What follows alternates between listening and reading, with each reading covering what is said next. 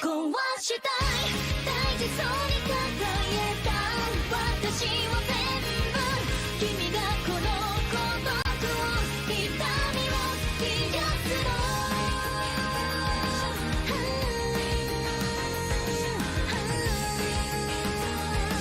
消えてしまいたい眠らない街のざわめき愛想笑いの憂鬱本音なんていつかどこか見えないふりだねだって不安なんてそんな言われなくても分かってる壊したい大事そうに抱えた強がりなんてでも素直になれない迷っても悩んでも君が求めるなら全てこの孤独を痛みを壊して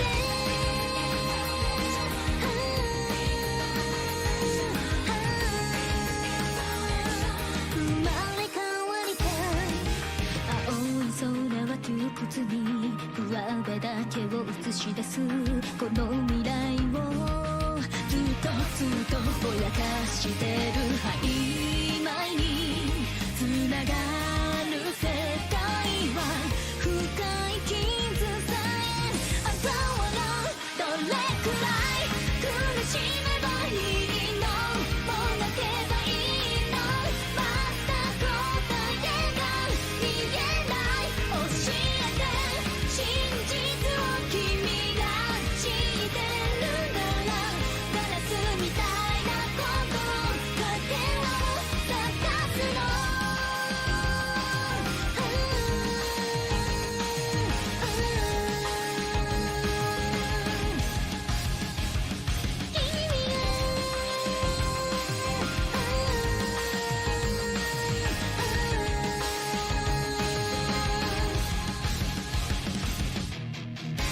どんなに暗闇でも君が照らそうとするから蜃気楼みたいな望みを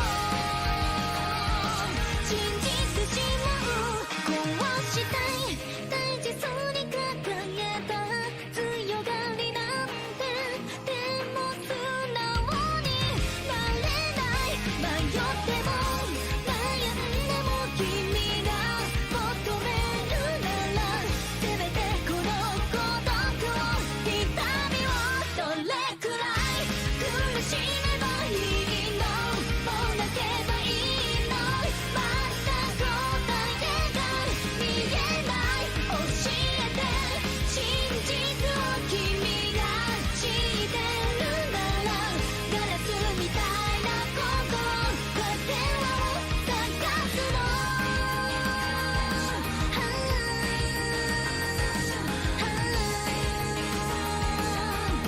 孤独を壊して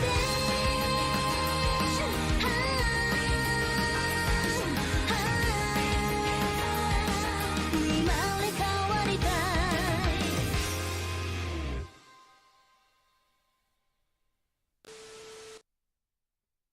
Okay, let me put the music on. There we go. I realized that the music was actually really soft compared to everything else, which is, I mean, I guess it's fine. It's not that big of a deal, but I would like to at least have the music play while we talk a little bit. So, alright. Cool. It is good to be back. Apologies for not streaming last week. I really don't have an excuse. The only thing that I can say is that I was too busy watching Enreco. For those who might not know, Enreco is the yearly, yearly RP events for Hololive English. Just, you know, it's a week-long event where all the English talents go, and they're on season 3 of this fantastical journey of trying to figure out who they are and why they were summoned to this new world and stuff like that. And honestly, I'm there for the side plots, all the stuff that is done as like improv and stuff like that. I think those are the more entertaining points, and just seeing everyone interact with each other is always really fun. But overall, it took the whole week. They usually stream during the time that I stream, so and catching like all the different like POVs, that's it's a lot of time. So yeah, we have a lot to catch up on. We have 2 weeks of news, 2 pretty big weeks of news, if I'm being honest. There a lot of cool stuff has been announced, so we're gonna have to jump right into it if we want to spend at least like an hour, because like the goal is we're gonna talk about all the news and all the stuff right now, and then after that, for however long, we're gonna look at some of the decks that I have tried to make for some of the stuff that got released in Rising of the Aurora. I decided to make a rush review on Clad Dragon. I decided to make a rush review on Clad Dragon for sure, so we're gonna look at the Clad Dragon deck as a priority, and then see if we can get some games in, and then maybe figure out what I want to do after that. I want to see what other deck I want to try and cover, because like the goal is to try and do 2 decks per release. That hasn't always been the case, unfortunately, but we're gonna try and get into that rhythm in the future, now that I am like getting someone else to edit stuff. And then we're gonna try and get back into shorts as well. I'm gonna try and commit a little bit more this month into doing some videos and stuff like that. But other than that, yeah, we'll see. Galactica best deck, let's go. I think so. I think it's a fun deck. I think turboing out the fusion monster is fun. I don't know how good it is, right, compared to everything else. But yeah, I mean, it's just nice that they have so many tools to make it easy to do. But yes, that is a good point. So before we jump into all the decks, let's get through all the news that we need to cover. So starting off, it's time for Union to Advent. Speaking of Hololive English, so yeah, if you haven't seen already, Union monsters have been added to, or are going to be added to, Rush Duels in the near future, in the next advanced pack at least. So whenever Rush Duels add something from the advanced format or ports it, it's always a toss-up of like, is it going to be good, is it going to be bad? I am grateful that this is not that good. Like, the reason that I'm saying this is because, when rituals were first introduced to Rush Duels, like printed into Rush Duels, it got into the Magician of Black Chaos structure deck, and that became one of the best decks for a while. And that was not the greatest way to introduce a new mechanic to Rush Duels, in my opinion. I would rather prefer it be, something that's easy to pilot, but not that strong in order to like, overpopulate the meta. But in like, from a business sense, I could see why they might want to do that. They sell a bunch of structured decks. It's very easy to make, a meta contending deck, and then you don't really need too much else, and boom, all of a sudden you see a bunch of Magician of Black Chaos mirrors in the Galaxy Cup. Wow, that's crazy. Anyway, we're going to start off with the Union monsters, the XYZ Union monsters. Now, these are classic if you are a fan of the anime or just fans of Unions in general. I don't know if I've really met anyone that is purely a Union monster fan, but if you're out there, let me know. Tell me what Union monsters you might want to see in Rush Duels next. But let's start off by reading all of the monster cards. Starting off, we are going to have XYZ Dragon Cannon. Level 8 Light Machine, Fusion Effect Monster, 2800 attack, 2600 defense, using X-Head Cannon, Y Dragon Head, and Z Metal Tank. You can Union Fusion this card. So Union Fusion is technically a new term, right? They don't call it Union Fusion in the advanced format. They just tell you that you can put all the pieces away, and then boom, all of a sudden you got your monster, right? Same thing with contact fusions, right? They're just finally naming things instead of just telling you what to do. Helps consolidate space, because, you know, it's a lot of text already. You know, we're borderline into, you know, we're getting close to too much text in a box. Who knows? It should be fine. It should be fine. Anyway, Union Fusion is fusion summoning by placing the above mentioned face-up cards on your field to the bottom of the owner's deck in any order as material. So yeah, I mean, that's not too bad. You're not sending to the graveyard, which is fine. I think that'd be a little bit too good, especially if there's ways to, you know, recycle them and stuff like that, which we will see later on, but in a little bit of a different way. Anyway, send one card from the hand to the graveyard, and then you can choose one card on your opponent's field and destroy it. So, very simple effect. Pitch one, destroy one. That's not too bad, especially with how easy I think it will be to get a fusion monster out anyway. I don't think this is going to be that big of a deal. It is all soft once per turn, as we can see. So, I mean, it's possible that you can do this multiple times, but I mean, it really just it depends. It depends on, you know, how people want to play this deck. But I think this is like your final thing. You don't really want to move off from this, right? Because like the way that some of these look to be played is like you build your smaller things first, and then you go into your big guy, and then you finish it off that way, right? You don't want to try and immediately jump to the big guy unless you really want to. But anyway, moving on, we have XY Dragon Cannon. Using X Head Cannon, Y Dragon Head, you can Union Fusion this card. If you would fusion summon XYZ Dragon Cannon, you can treat this card as materials X Head Cannon, Y Dragon Head. No requirements. You can choose one face-up spell card on your opponent's field and destroy it. So this is good to, I guess, destroy your... If you're in a mirror match of XYZ stuff, you can destroy their Union monsters that are equipped spells. You can destroy the field spells themselves, unless of course they can't be destroyed, obviously. But there's only like one or two cards that I can think would satisfy that condition. But yeah, I don't think this is the worst thing to have. I think this is not as I guess not as good or not as impactful as the other fusions, but there are times where this might be useful, so, you know, never count it out. Next up, we have XZ Tank Cannon. Using X Head Cannon, Z Metal Tank. You can Unifusion this card, and you can use this as X Head Cannon, Z Metal Tank as materials if you're making XYZ Dragon Cannon. This is really nice, obviously, just so that, well, like I said, you can build into your smaller fusions first, and then if you have the final material, you can then go into your XYZ Dragon.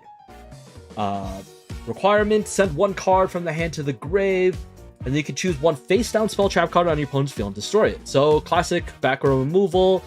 This is never really a big deal, honestly.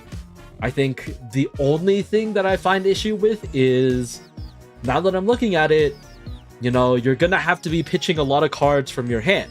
So resource management is gonna be crucial, and just getting more stuff in your hand. So it's possible that that field spell, the departure zone, and just drawing a bunch of cards is gonna be useful.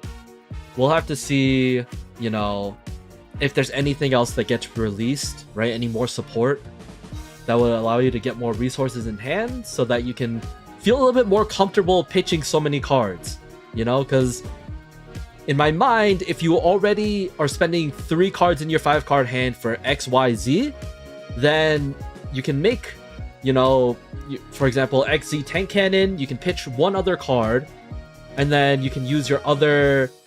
you can use Y to make your XYZ pitch another card to destroy another card, right? So, like, that's like ideal situations, but it's not always the best thing you want to do, because then you're not going to have a trap, you're not going to have something else for protection, right? So, we're going to see. Let's see. As a whole player back in Master Rule, I'm kind of interested how they'll adapt ZWs, but I've never been a fan of baseball in Rush. True. We'll talk about baseball when we get there. But yes, it'll be interesting, because I'm under the opinion that unfortunately the Goha 6 decks are all kind of too gimmicky to be good, right? Like by themselves they feel too normal. They don't really do too much in my opinion. So once we look at some of the new stuff that we got for baseball, then we can kind of see if it finally, you know, steps up to the plate. Pun definitely intended. And yeah, but anyway, moving on from there, we have YZ Tank Dragon using Y Dragon Head Z Metal Tank. Same text as before. It can be used as material, yada yada. Send one card from the hand to the grave. Choose one face down monster on your opponent's field and destroy it. Face down monster on your opponent's field is kind of a rough ask unless they get something really bad, in my opinion, right? Like, I feel like we're in a place where if you don't pop off on your first turn, then you either do a pretty good starting board, or you brick and you just have to set 5 and just pray to whatever god, right? So this feels a little bit more situational, I think, but it's not as bad as face up spell card, right? I think that's like the biggest thing. I think in terms of usefulness, obviously XZ Tank Cannon has a lot more use, then followed by YZ Tank Dragon, and then finally XY Dragon Cannon, right? That's probably my quote-unquote hierarchy of what you want to try and prioritize building first, and then hopefully you have the final material after that. But yeah, that's the dream. Anyway, now we can move on to the base monsters. X-Head Cannon is just a normal monster, and for all of the, I don't want to say tourists out there, but I definitely has seen people be like, oh my god, it's a level 4 with 1800 attack, it's power creep, this is too strong. And I just have to laugh every single time, because it's like, well, this is a level 4 monster that should probably not be on the board, but maybe you use this as extra damage if you've already built like XYZ cannon, and then you can put this on for extra damage, obviously. Like, definitely level 4 1800s that's nothing to scoff at if they can hit your face directly, but I'll be real, this is not a great thing to end on if you can't guarantee lethal damage. All right, moving on, we have Y Dragon Head. This is level 4 Lamp Machine Union Effect monster. So this is technically our first Union monster, right? Nothing else is a Union monster until we get to the level 4s. You can choose one face-up X-Head Cannon on your field, or one fusion monster that specifically mentions it as material, and equip this card to that card as an equipped spell card with the following effect. The equipped monster gains 400 attack and defense. So, yeah, I mean, these are all very standard, right? I don't, like, honestly, like, if you've never played with the Unions before, if this is your first time thanks to Rush Duels, I'm gonna say 400 attack and defense gain is not great, but like I said before, I don't think these should do anything too broken, right? These are kind of just word for word what they already do, so there's nothing too surprising in my opinion. That, like, yeah, okay, sure, 400 attack and defense, this could, you know, be enough to hit over some monsters, but yeah, sure. After that, we have Z Metal Tank. Also a Machine Union Effect monster. You can choose a face-up X-Head Cannon Y Dragon Head on your field, or a fusion monster that specifically mentions them as material, and equip this card to that card as a equipped spell card with the following effect. The equipped monster gains 600 attack and defense. 600 is bigger than 400, obviously, and it's nice that you have technically more options to equip onto this one, which is not too bad. However, yeah, I mean, you're probably going to be using these as materials for your Union fusions more than anything. I think I think it's fine. Those guns are going to destroy the 1700 attack meta. Yeah, no, for sure. I mean, for the people who still play Rush Duels as normal summon a normal monster, like, and pass, then yeah, sure. Like those guys can have fun with it. If there is, you know, a large community of those that miss the old days of Rush Duel, then by all means, please enjoy you know, spellcaster dragon format once more. Okay, next up we have Union Supporter. This is a level 4 Light Machine effect monster, 1000 attack, 1000 defense. Nah, this doesn't have any synergies with anything else. Send the top card of your deck to the grave and declare one of the following cards' names: X Head Cannon, Y Dragon Head, or Z Metal Tank. This card's name becomes the card name declared for this effect requirement for the rest of the turn.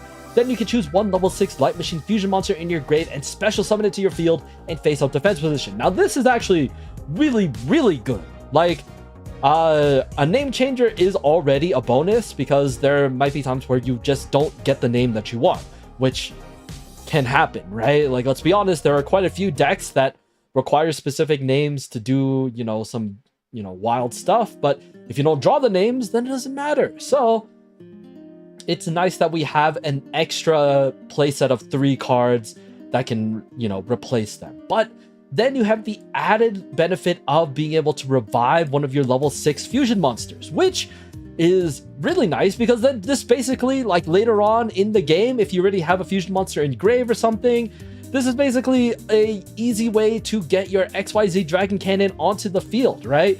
You declare the name that you're missing from the, or that isn't one of the materials used from the Light Machine fusion monster that you're going to bring back, and then all of a sudden, boom, you have XYZ Dragon Cannon, and that's great. That's honestly really, really cool. The only issue, I think, is that, you know, how do you get it engraved, right? I think you'd have to battle with the fusion monster already, have that be sent to grave by either effect or, you know, by, God forbid, like a tribute or something. Because like when you union fusion with the fusion monsters, right, you send them back to your deck, which means you send these back to your extra deck. You don't send them to the grave, which can be an issue, right, if you want to get this effect off.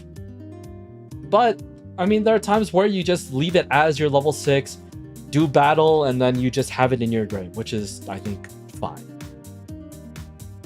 How many times can someone live through Dragon Caster? You know, once is more than enough, I think. All right, and then finally we have Searching Union. Now this is the spell card that, you know, people were talking about. Excavate the bottom 5 cards of your deck and show them. Choose up to 2 X Head Cannon, Y Dragon Head, or Z Metal Tank among them, and add them to the hand. Shuffle the remaining cards back into the deck. So yeah, another really good spell card, right? You're going to be able to, basically, the dream is that you make your XYZ Dragon Cannon, right? And then play Searching Union, and then all of a sudden you can get the materials back to be able to make another fusion, a level 6 fusion monster, or if you somehow have all 3 pieces in hand again from searching, or after you search, then make a second XYZ Dragon Cannon. But honestly, I don't think I feel like that's a bit too much, and especially if you want to still utilize their effects, then that might not be possible if you make a second XYZ Dragon Cannon. So that'll be up to like a situational thing, but being able to, you know, retrieve some of the materials that you already used is honestly not bad, right? Like if you specifically target the one that destroys face down spell traps, that's already going to be really effective, and you know, that's good. You're going to be stacking the bottom of your deck pretty easily thanks to, you know, getting a bunch of the fusion monsters out thanks to Union Fusion. So honestly, I think this is going to be a really easy to pilot deck, right? Like this could be a really good deck for beginners, right? This is not something that is going to be too overly complicated. For people who've already played the advanced format, they probably already understand how unions work. And for beginners, this is, like I said, it's really easy to understand, right? You want X, Y, Z, and then you could combine them into whatever ways and then end on XYZ Dragon Cannon and be able to just hit really hard. So I think there's a lot of good that comes from this deck as a teachable deck. Whether or not it's going to be a strong deck is to be seen, right? Like, how easy would it be to be able to get multiple, you know, fusion monsters onto the field? And then is XYG Dragon Cannon enough? My only concern is that there's no protection on anything, which makes them very susceptible to destruction or to be flipped face down and, you know, kind of useless. But, you know, on the crackback, this could be really good. This could be a really good way to, you know, deal some heavy damage. I will say 2800 is not a lot, right? Because let's be real, technically 2 X-head cannons deal more damage than the fusion monster, right? 2 X-head cannons make 3600 attack, and XYZ Dragon Cannon only does 2800. So, you know what? Maybe the power creep people were right. Right? 2 normal monsters deal more damage than your supposed boss monster. Then, you know, there could be an issue here. Who knows? However, that's for someone else to make a video about. You know? Let's see. Let's read the comments before we move on. This will let you have more material to burn through your effects. This is true. Same with Cyber Variation, all the other Light Machine themes we have. Does Cyber Variation work with this? Actually, I actually don't remember how the ruling works for stuff like that. Right? Because does Union Fusion just technically count as a fusion? Could you use...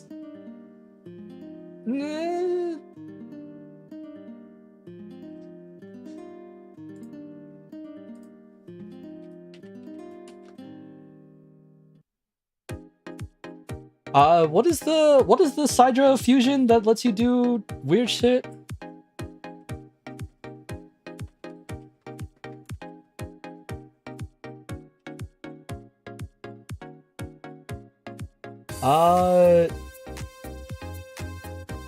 Oh, okay, never mind. It's not what I thought I wanted it to do, but that's fine. Okay. We have a lot of light machines. Earth machines and light machines, you know, those are the only 2 attributes of machine that are allowed to exist. Anything else is a spite towards God, I guess, you know? There's not a... Yeah, I was thinking of the fusion spell, not Cyber Variation. But yes, Cyber Variation would be useful. So yeah. Yeah, overall, I think this deck is going to be fun to play, but I don't think it's going to be great. It's not gonna somehow beat out what is already being played, unfortunately. Unless, you know, kind of like how zombies work, you're able to just continuously get the effects off. But destroying face-up monsters is not something that you can do until you get to XYZ Dragon Kid. So that's a little tough. All right. Anyway, moving on. Oh, I forgot what I was doing all this for. Yeah, so I was really interested about why unions were printed and not flips, right? Because we have specifically union monsters in Rush Duels, but we don't have flip monsters in Rush Duels. And now my theory, quote-unquote theory, about this is that flips just make the game a little bit too complicated, right? Because flip effects, or most monster effects, don't usually activate during the battle step in Rush Duels, right? Rush Duels is when you do battle, you declare an attack. If they have a trap card, they activate the trap card, and if they don't, damage goes through. And like the only other thing that would make it complicated is if you're attacking a face down monster with a continuous effect or something that could like buff its attack and then makes your damage not go through because its defense is higher than your attack or something. But other than that, there's no activatable or like flip effects that would happen or stuff like that, right? And so I think because of any future complications that could arise from this, I don't think flip will ever exist in Rush Duels, or like the flip ability will ever exist in Rush Duels. I think that's just asking for a bit too much, and especially when, you know, the game doesn't want to be overly complicated. that, you know, adding flips would just make things a little bit too much. I would love to see how, I really wanted to see how they would make flips be, you know, how creative they could make flip monsters. But unfortunately, I just don't think that's going to happen, right? Like, as cool as these are, I feel like they've done a really good job of, you know, quote unquote buffing flips because, or like not buffing, but like, you know, the trade-off of removing the flip effect or the flip word and giving the requirement, or having the requirement be during the main phase if this card was flipped up, or if there's another face-up spellcaster with 1500 defense. I think that's more than enough to be able to make these cards, you know, a lot easier to activate without having to worry about flipping them over every single time, right? And so this is not bad. This is a fine trade-off. Unfortunately, we'll never see the word flip. And if we do, then I'd love to see how they make it so that it's not too bad, right? Because like cards like Man-Eater Bug, right? You flip it up, you can destroy a monster or whatever. Like, that's not terrible. I don't think that's like hard to do, but there are future flip effects that, you know, obviously are a bit more complicated and that could affect things.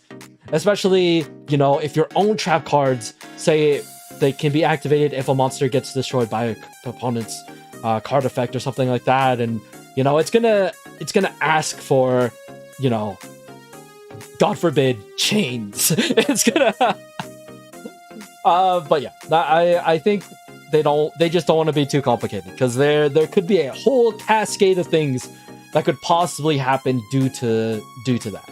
So yeah. And then I was looking, sorry for the flashbang, I was just looking at making sure I understood how unit fusions worked, and then finally I wanted to talk about what abilities we might see next. So there's only 5 voice crack. There's only 5 abilities that technically exist in the advanced format. There are other things that I don't 5 original ones, right? Then we have Toons, Spirits, Unions, Geminis, and Flips. So we already saw that Flips probably won't exist. We know that Unions are coming, and so now it's up to us to determine whether or not Toon, Spirit, or Gemini makes sense. Gemini, I don't think work. I don't think Rush Duels and Gemini just make any sense. You have to summon it as a quote-unquote normal monster and then summon it again to be able to get the effects. And that really, I mean, with a game that allows you to infinitely normal summon, you can just summon this monster, point at it again, and say, I summon you. So unless they change the text to say, like, this card you can activate this effect only after, you know, this card has been on the field, or like on the next main phase that this card has been on this field, or something like that, right? But then it invites the thing of, if you special summon this card from their battle step or from something else, then it's like, well, does that count as a turn?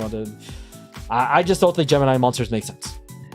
And then Spirits, I also don't think makes sense. I think this is more likely to happen, but not as likely. So this is like in the middle, right? If Gemini will not happen, Spirits maybe, right? The idea of Spirit monsters is that, you know, they have an effect that allows them to return to hand, so that, you know, you normal summon this card and then you use it for something else so that it's not on the field, and then it comes back, or so it doesn't come back to your hand or something like that. Like, it's whatever, right? The effects are usually pretty good, and then you either want it to come back, or you use it for like an XZ summon, you use it for something else, and then it's in the grave or whatever, right? And so this is possible, I guess, but I really don't see it. I don't see it yet, I think, right? I've talked about, or maybe I haven't talked about it, but I've definitely talked in my mind, or I've discussed this before, about Ice Barrier being a strategy that could come to Rush Duels, like early Ice Barrier stuff, or early Gishki stuff. I think Gishki is more likely than Ice Barrier, but it's not it. I just don't see it.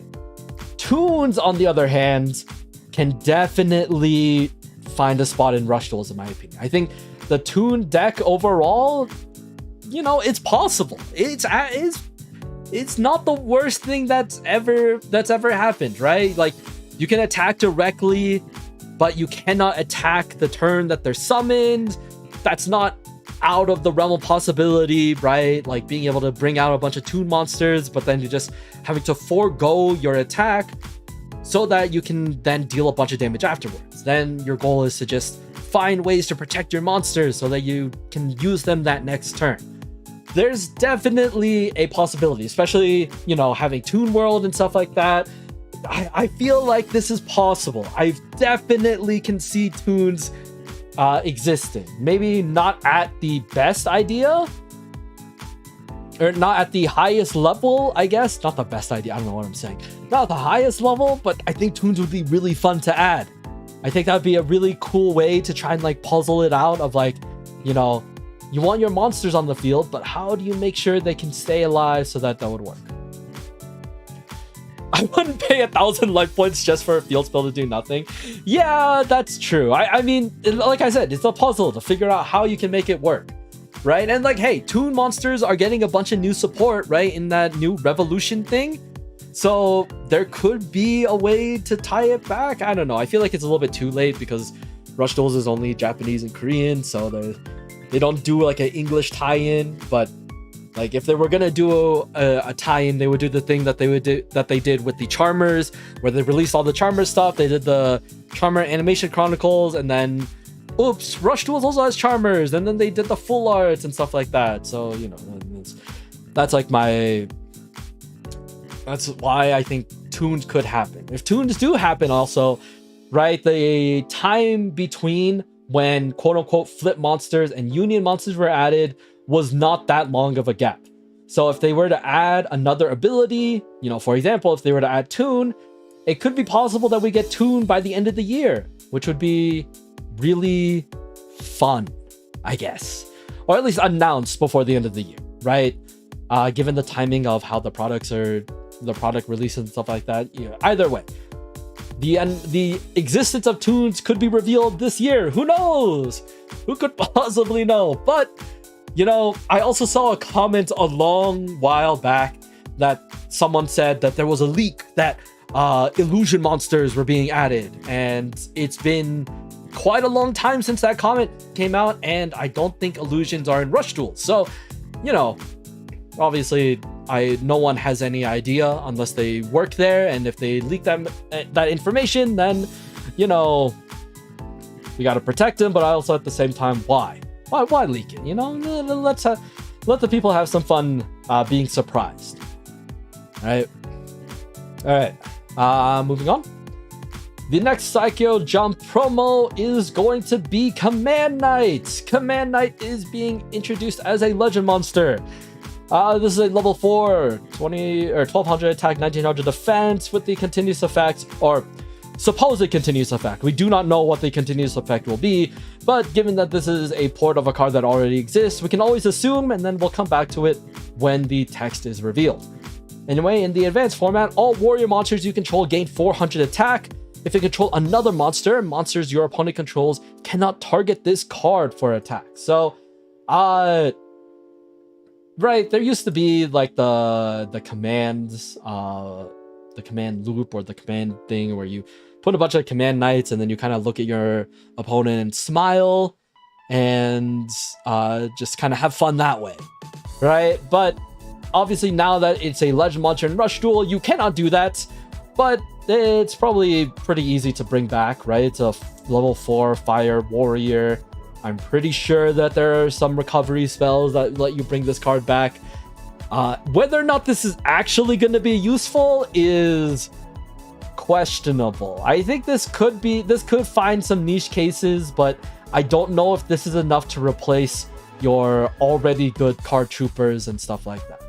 We'll have to see. I'll add it for fun, right? I'll probably side deck it in Ito for fun, but it's not something that I expect to see like it shape up how people play any instance of Fire Warrior.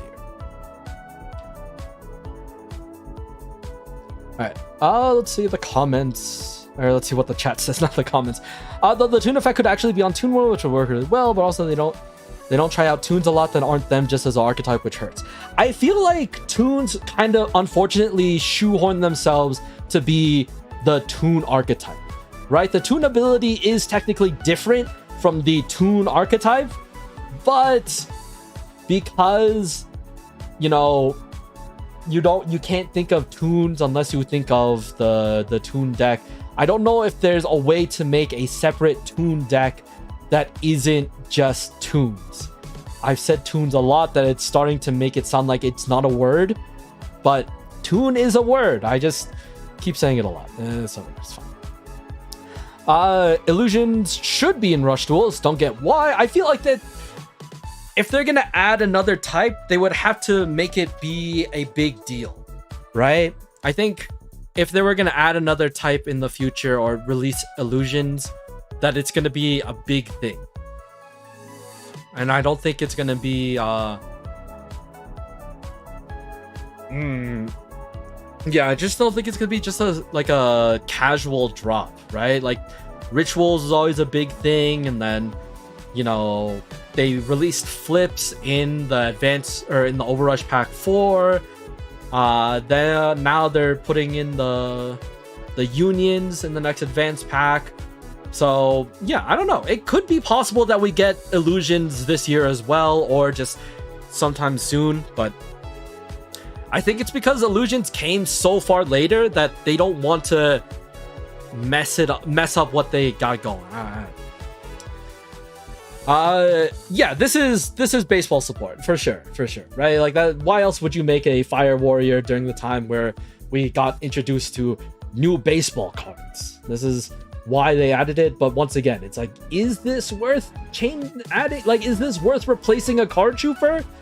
Right? Like, why would you remove a card trooper for this? Like, is this really that useful? We'll have to see. They are adding a new way of fusing. That's also true, right? Union Fusion is new, technically. So they're adding a lot of new stuff. I don't think they want to make it, I don't think they want to add new stuff every single time. So maybe, you know, they're trying to space it out a little bit. I'll have to see. Anyway, next up, oh no, this is just the Command Knight. All right, next up is the baseball cards. We were just talking about how Fire Warriors are doing. So yes, Advanced Pack Union Base. I just realized, I mean, technically Union Base is like, yeah, but like baseball? Is that the reason? Is that the reason why it's Union Base? Because it has baseball cards? But I have to be real, this looks so cool. I do make fun of the Goha 6 decks for being, you know, nothing, but you can't disagree that this looks so cool. This is such a cool looking card. And for what? For Utopia and his friends, the Onomats, to play baseball and be baseball players and not be Xyz monsters in the far future. And this is so cool. I like the art so much. Anyway, let's go through the cards. Captain Uniform 39, Youth Baseball Emperor Home Plate, or Player C39 Home Run Smasher 5, or B, or however you want to pronounce it. Anyway, this is a level 8 Fire Warrior effect monster, 2600 attack, 2000 defense. Send one face-up level 8 fire monster on your field to the grave to special summon this card from the hand face up. I mean, that's a pretty high cost, but okay. During the main phase of this card was special summoned, you can place one level 8 monster from your grave to the bottom of your deck. Okay, that's even higher cost. Choose one monster on your opponent's field and destroy it and inflict 500 damage to your opponent. Is this worth it? What the shit is this effect? You remove a level 8, you send it to the grave, which then makes it susceptible to be recycled, but then you say, haha, no, you're not getting recycled, you're gonna be quote-unquote banished by being sent to the bottom of your deck. Oh my god. And what do? Destroy a monster and burn them for 500. I feel like the freaking Necromaid Lurker does more than this, and it costs less. It's less painful to summon Necromaid Lurker, and it does more damage, and it they can destroy your opponent's back row too. Like, what the crap? What? Why does this card exist? Why does this card exist? Oh, this I'm losing my mind. I'm losing my mind. Okay. The Gohan 6 are fun though. Does that mean Dynabase is getting support? That does not mean Dynabase is getting support. The Gohan 6 reference. Yeah, I know why the Gohan 6 exists. I'm just saying that their decks don't do much. I think that their decks are fine, but they're just too gimmicky, too not that cool. Like, why couldn't the other Gohan 6 have their decks specifically reference, you know, the respective protag's ace monster, right? Like, why? Like, I feel like they could have done more. Like, what if they did something with Stardust Dragon? What if Stardust Dragon was like, I don't know, what could they do with, so actually now that I'm thinking about what could they do with Stardust Dragon to make it like uniquely casual but still reference it, right? I was thinking like they could turn them into jet planes. They could turn them into Stardust. Yeah, okay, I don't know. But yeah, they could have done something else if they really wanted to do that.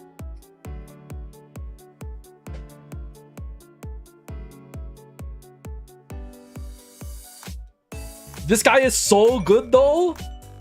Is he? Is he?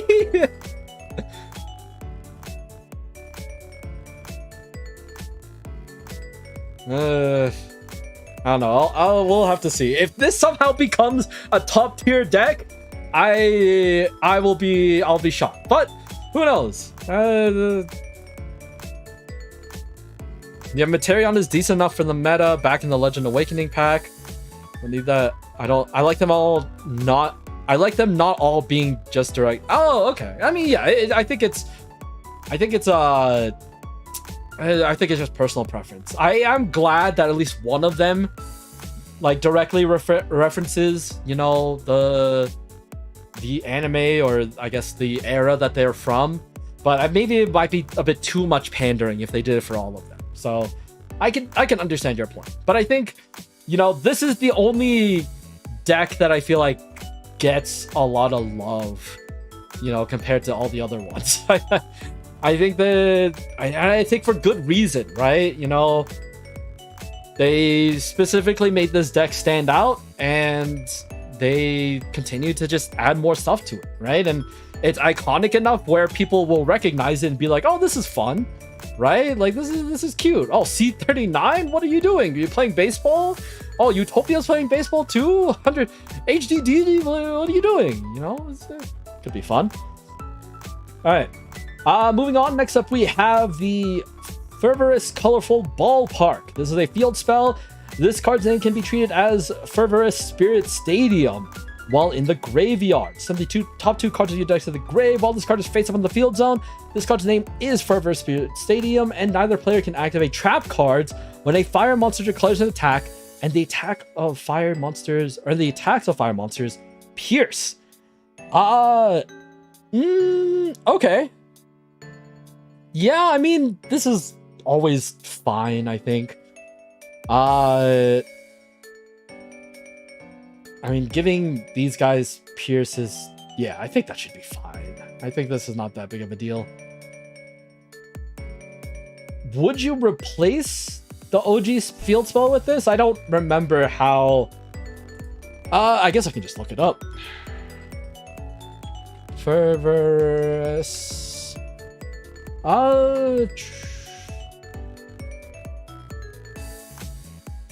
Because the OG one, they all face a monster in the field, gain 400 attack during your turn, and then your opponent. Yeah, okay, sure. You would just replace the other field spell with this, right? Like, you have no reason of adding the original field spell. Yeah, okay.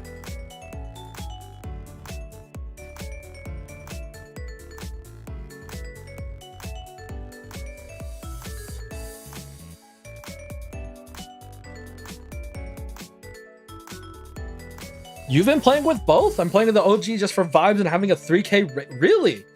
Is both that? Okay. I feel like that's just a lot. But like do you run 2 and 2 or do you run just one of each? And then if you just get one, you just put it on the field. Like what's your strategy with that? I feel like there's no reason to run more than 2 copies of the OG one and then maybe 2 of this just so that you can see it a little bit more. And then, but yeah, I don't know. I'm always iffy about field spells. I never really enjoyed. I just feel like the field spells aren't as impactful as they could be, right? Like Departure Zone is really good. I think Departure Zone is a very nice addition for a field spell, especially ones that only affect you and not your opponent. So that should be okay. 3 of the new, 2 of the old, and you've not had an issue with like, you know, running, like drawing multiple field spells and kind of just looking at your head, sighing and feeling like you've lost everything.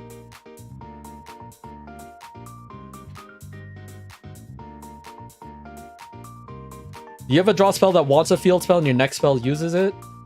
Let's see. Barrel Up Magic, Liner's Force.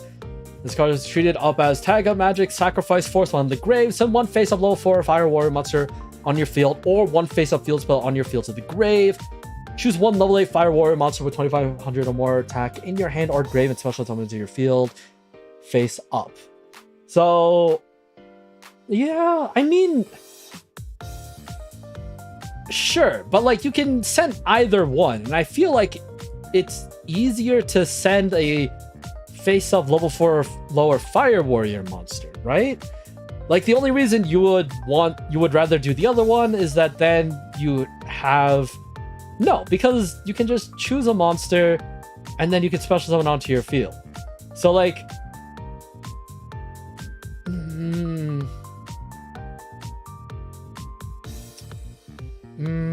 okay.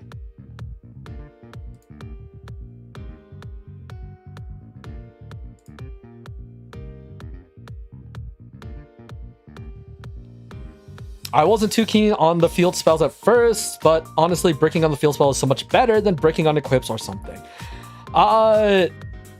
Yeah, okay.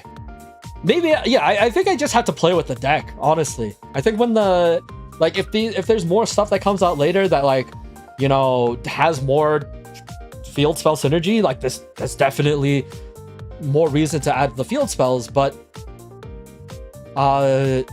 yeah, I guess we'll have to see. Because the new field spell is definitely good, but then once you remove it, thanks to this, then you don't get the effect anymore, right? You'd have to have another copy in your hand. Yeah, okay. Like, I can definitely see, you know, the potential, but I don't know if that's enough. That's the only thing. All right. Cool. Next up, set out on an adventure with Pliage. So Pliage is also getting a whole theme after seeing her be splashed around in fusion decks that can afford to put her in or have to put her in order to get their fusions back in their hand or onto the field. This is a really fun idea. I think Pliage is a pretty cool like theme or idea of, you know, of cards, right? The starry night things, and then all of that. It's really cool. So I'm glad that we are finally getting, you know, official like more stuff for Pliage, I guess. So let's start off with the big fusion. I do like the art here. I don't know if this is, I assume this is older Pliage, right? This is Pliage now just like, you know, Queen Pliage or something, because the anime hair vents are now huge. I don't think they were that big in the other arts. I might be wrong. I might be misremembering how big the vents were, but I don't think they were this big. So yeah, anyway. A 2700 attack, 3200 defense fusion monster. I mean, for level 10, those stats are not bad. Requires Pliage, the second shooting star, and a level 4 or lower dark monster, and a normal monster. That is kind of gross, but also that's not that hard to do with Pliage and all the other support cards. So this one I can understand. This is not terrible. Anyway, you can choose one normal monster in your grave and special summon onto your field. Then if you have a monster special summon then you can have the monster special summoned by this effect gain attack equal to its original defense until the end of the turn. Not bad. Not bad at all. I think this is totally fine. We are seeing another normal monster here already, so I mean, hey, that's another target for this, I guess. But are there better targets? People who have tested or had fun with this deck, are there better targets that you could do this for? Like,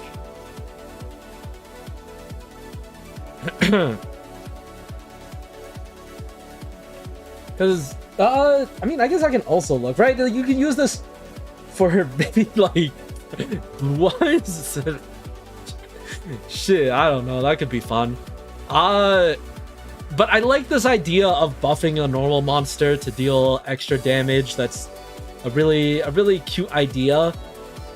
It like makes normal monsters relevant, right? It kind of reminds me of how like the Primite stuff in like the advanced format likes you to have, or kind of needs you to have, a normal monster that you kind of use as your main normal monster to get into stuff. That's why Blue Eyes Primite was good, stuff like that. But you know, kind of similar to this, of the idea that you're focusing on like a normal monster type deal. But yeah, so we have a target for that, and then we have Journeying Pliage. So we cannot tell how old they are, but we can't tell how old they are because they are hiding the hair vents. But we do have the larger grown-up dragon. I forgot the little dragon's name, but yes.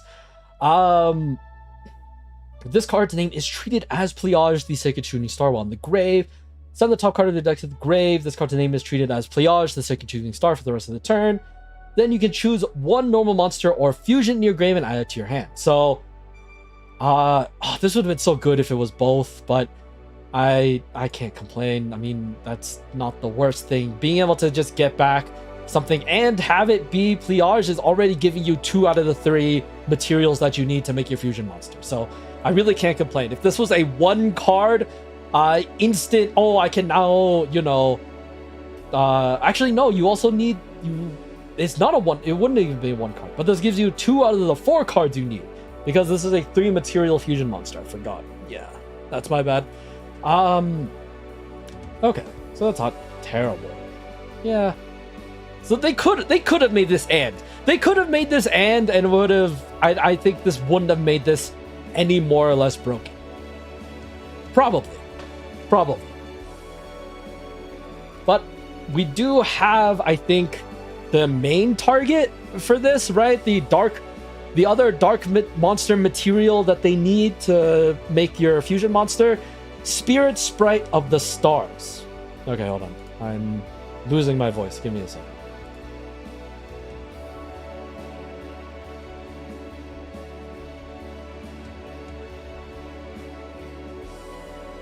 Okay. Spirit Sprite of the Stars. Level 2 Dark Insect Effect Monster. Weird to make this an insect, but sure. Why not? Send the 1 card from your hand to the grave. This card's name becomes Spirit of the Stars for the rest of the turn. Then you can add 1 Pliage, the second shooting star, from your grave to the hand. So, yeah, I mean, this is, I think, fine, right? You can add Pliage, and then you have it for material. Yeah, good card. Good card for the deck. I don't see any issues with this. Very simple, very basic. Gate order? Oh my god, wait, can we? I mean, technically you could, but is that worth it? Maybe, right? Because then you can use this with the Light Galaxy, with the Galactica, and then you can use this for the there's a world. there's a world. I can see that being a little bit fun. Because, like, you're already running OG Galactica anyway. Or OG Oblivion anyway, sorry. Yeah, there's a world. Yeah, but then you wouldn't be focusing on, like, yeah, okay. I'd have to make a deck and see. Alright, and moving on from there, we have Stare Down the Immense Headhunters Gorylith. Goralia.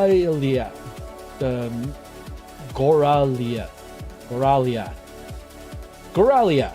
Yeah. Right? Gorilla Goliath is what they're trying to say. Is Gorilla Goliath. So Gora. Sure. Anyway. anyway.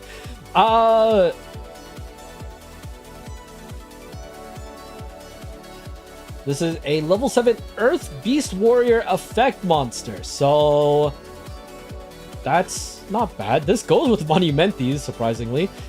During the main phase of this card is normal special summoned. Choose one level 7 monster in your grave and special summon it to your field face up. But for the rest of this turn, you cannot activate the effect of Headhunters Gorylith.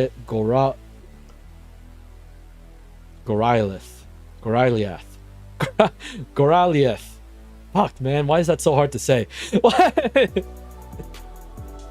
The main boss being Psychic does lead you to Psychic Musician 2. That is true! Shit. You're right. So there's a lot of potential. Like, I don't think Pliage will do a lot by itself, but if you do pair it with some of the decks that... Because I feel like some of those decks already kind of use like a small Pliage package just to get fusions, but then were moved out because then they got support that allowed them to not give a crap anymore. But like, there are still decks out there that still like to use like Pliage stuff. So, you know, there is a world where you do a mix of both, and I feel like that's going to be really cool. I'd love to see how decks try and make that balance of, like, you know, do and like make it more powerful than if they were just to focus on one or the other. But for this, back to here, yeah, I can definitely see this being used in Monumentis. I believe Emir is level 7, right? Emir is level 7, so you can bring back Emir with this. Then you can get the Emir buff, which is not bad. You can get the protection back, which is always really good. This is also level 7, so we can do Thunderbolt stuff again. T-Ball, let's go.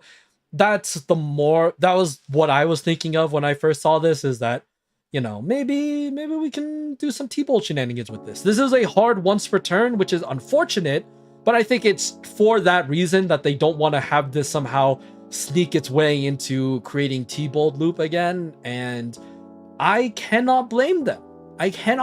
For that. So, yeah, I think this is fine. I think this is a pretty good card. Pretty cool card to see. Levels, like being able to revive any level 7 monster can find a lot of uses, in my opinion. So, this is not just for T-Bolt. You can maybe use this to bring back, like, the Ryozais that we now have 2 of. There's a lot of fun that can be had with this, I think. But it was smart of them to make this a hard once per turn, unfortunately.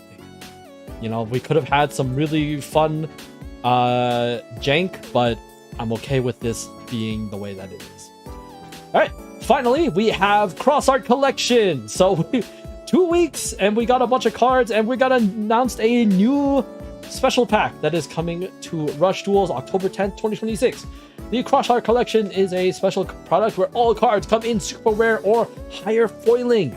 This pack contains cards that connect 2 artworks into one, with full Overrush Rare and Overrush Rare. Oh, with full Overrush Rare and Overrush Rare. I see. So both the full arts and the Overrush Rares can connect. In addition, this pack contains multiple themes that you can build with just the cards in this product, such as a theme that expands the world building and setting of the Rush Duel original card, Dimension Linker. Now, this is really interesting because Dimension Linker is technically what they use to help promote themselves in Duel Link. So I'm really curious to see whether or not this is somehow going to be like a Duel Links type thing, or is Dimension Linker just a, you know, Cyberse thing that they want to add other stuff, like we're just gonna get like a bunch of like Dimension something and Dimension other thing and stuff like that, and not a Duel Links thing, which would be unfortunate, but I would love to see like some weird tie-in to Duel Links somehow. Imagine if this somehow comes together, right? It's called the Cross Art Collection. Sure, the arts come together, but then cross over, where then we also get introduced and they announce the new Yu-Gi-Oh anime and have it be, you know, a cross. Oh, okay, that might be too much. That might be too much. The first print run will include a scratch card for a chance to win amazing prizes as box purchase bonuses. I don't know if that means that if you buy it, then you get the scratch card, or if the scratch card is in the box and then you open it and then you can redeem it. I don't know how that's gonna work. I hope that you know it comes in the box, just so I can, you know, do a scratch off for the first time in my life. But yeah, details of these prizes will be revealed on the official Russia website at later dates. Please stay tuned. Sure. Is there anything? One pack of 4 cards, 15 packs. So I don't think there's anything crazy. 86 different cards. Sure. 2 of all cards come in full Overrush rare. 8. So we're okay. Yeah, I mean, okay, this is all basic stuff. The first print run will come with a scratch card with a high-def illustration with a serial number included with each box. That is interesting. Does anyone know how exactly this works? Like, when I see serial numbers, I'm thinking how they did like the Grandmaster rares and stuff like that. But I assume that's not the case. I assume a serial number is just going to be like, you know, just going to be a random generated number or whatever for their system so that they know. But yeah, I'm curious to understand how this part works. Right? Like, is the scratch card itself serialized so that there's only a certain amount? But they're saying that every single box that they sell, right? The first print run will include a scratch card. So does that mean they just make a serial number for everyone or everything that they print? Yeah, I don't know. I'll be very interested to see how this all works. Right? Because do they give you the scratch? Like, if they give you the scratch card on purchase, right? Like, if it's behind the counter, then that's a little bit different. Then that's fine, right? Because then you win a prize if you get it. Oh, maybe you win the prize, you put the serial... No, because then the serial number, people can easily, like, guess a serial number, right? Like, I don't know. I thought they could like put it in the Neuron app or something, and then you know that you win, and then they I don't know. I feel like that's gonna be interesting. That's gonna be interesting on how they decide to do this. Anyway, yeah, so those are all the new cards. That's all the new stuff that's been showing up. Let's make sure that there was no extra news that came out while we were talking. It does not seem to be the case. It's already past the time that they would announce anything new, so we did get lucky there. They usually don't post anything on a Wednesday, which I think is why I partially am inclined to stream on Wednesdays, because I know that they won't release anything new. But yeah, all right. Let's move on to doing some Edo Pro stuff.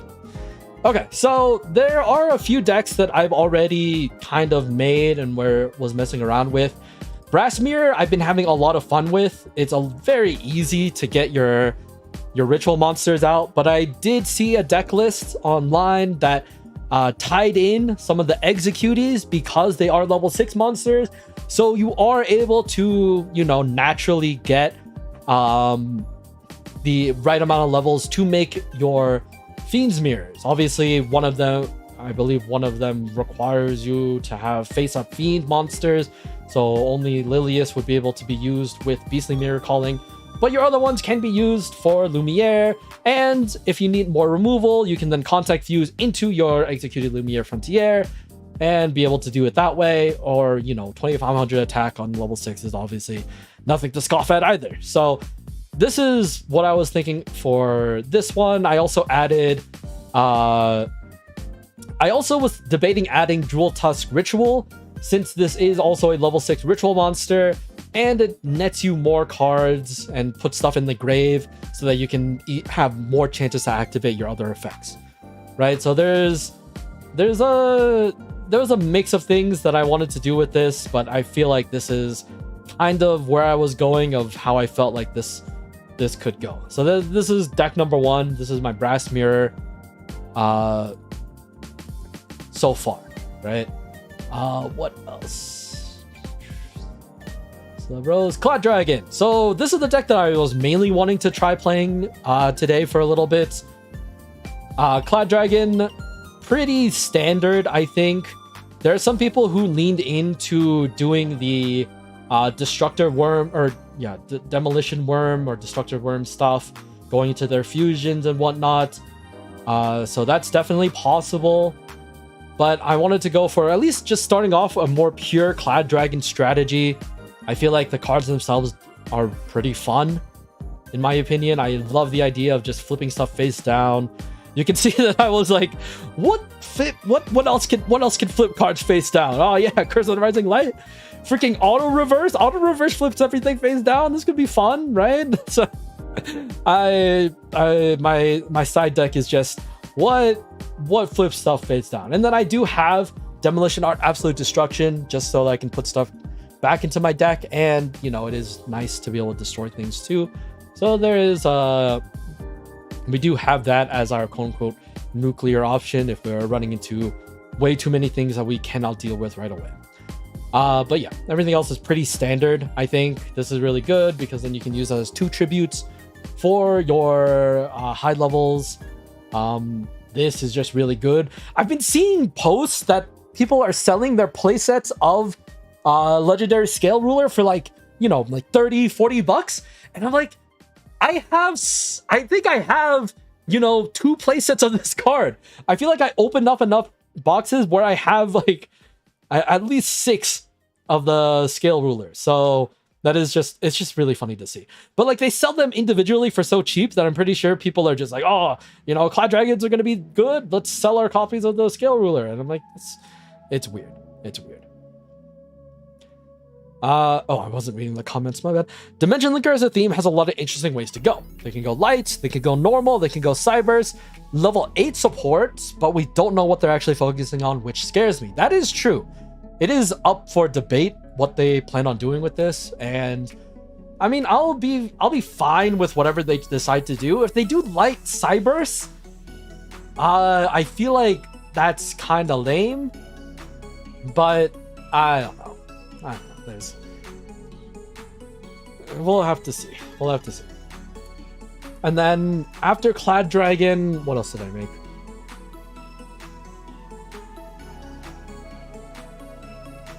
Hero? I did do some Argent Hero stuff. Basically the goal is, you know, we're running shift, draw some cards, but we have a lot of ways to get into your fusion So it's never an issue, in my opinion, to get your fusion monster out. Like, I feel like everything freaking allows you to do that. But yeah, this is not too bad. This is what I'm going with right now. I feel like this is gonna change. This is not that great. This is like you can see that I was just messing around because I haven't even sorted the deck properly, and I have like, what, 6 trap cards? That's too many trap cards, man. Even though this is fine, this is a not bad, like, Rising Equip is not a bad trap card. 6 traps is a lot.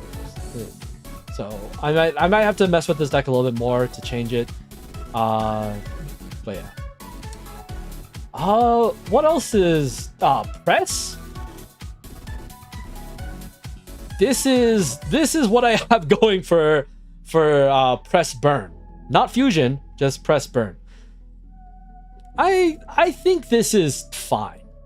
I think this is a okay way to play this. I am running like some of the spiritualists just because they all synergize pretty well and they get me stuff, which is always nice, I guess. But yeah, this is what I got going for it. I did add Overrush Volcano. I put this here because I was like, well, if we're gonna deal a bunch of burn damage, why don't we also add the thing that does burn a lot too, and like maybe we can end the game that way. That would be really funny. I haven't really decided yet, but this is what I have so far. So we'll have to see on that ends. And then I think those are the main ones. I think that's really it. So we're gonna start with, since I wanted to focus mainly on Clad Dragon, since I'm gonna make a rush review on that one. Let's jump into the servers. Let's make a room. I guess we can call it CD's. No, we can't call it CD's nuts.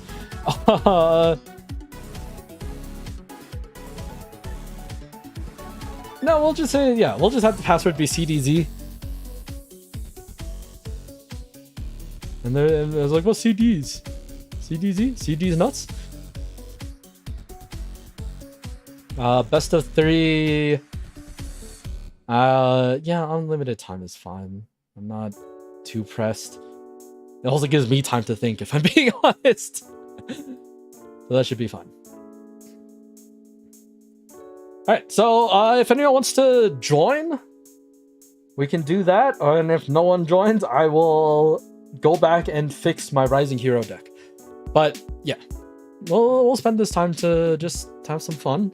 Do some duels for a little bit. See how they go. And while we do that, I can drink some water.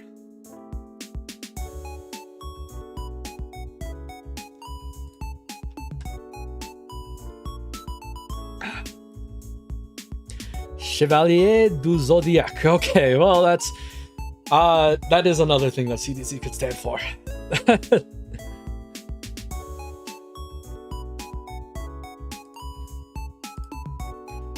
Oh goodness. I did a few recordings this week. I have been slacking on recordings a little bit, especially because of Enreco. Enreco really took a lot of my time, especially after work. So yeah, I need to get back to recording some things. I'm trying to edit my own video, which I haven't done in such a long time. It's like a long form video about how my opinions on 3v3s, like team events in Yu-Gi-Oh! In general. So I want to try and get that done, hopefully soon, so I can just post that. But I also have the Monumentis video that I am going to add. Oh, there you are. Yo, what's good, feed?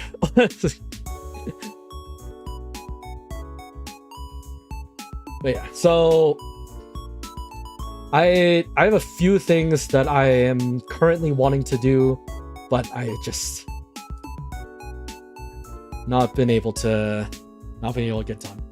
I mean, I guess going first is fine. I definitely understand why I would want to go second given Magiclad, but we'll go first and see how it goes. Speaking of, okay.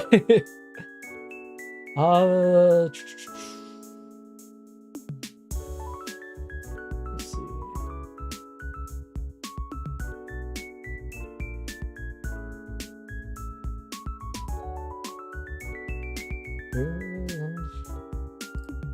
Sure.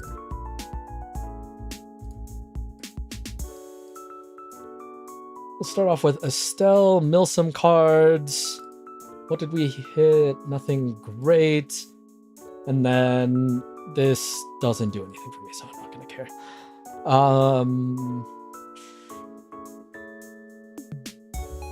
I guess what I could... no, that's fine.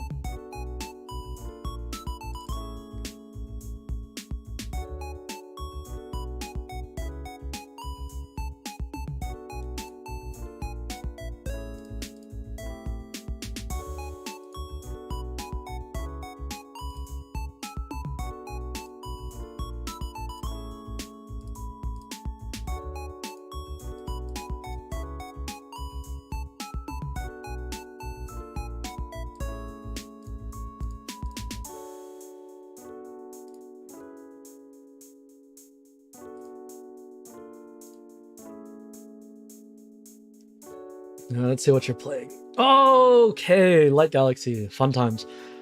Okay, it is the new stuff. Oh yeah, I forgot I made that deck too. I didn't show it. Okay.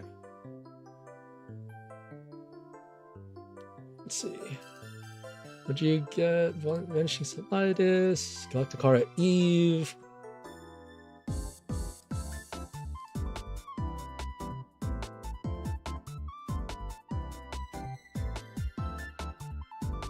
Oh, you're just gonna fuse right away. I see.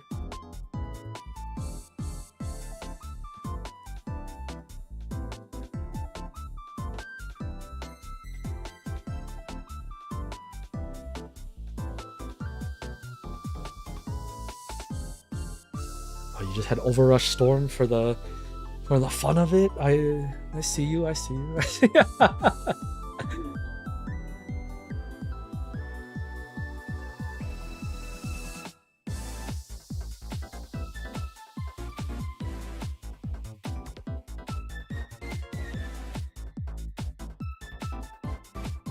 And then you bring...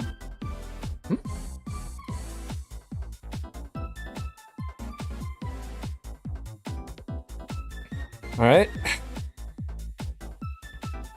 We survive? we survive, we move on? We're good? How do I want to play this?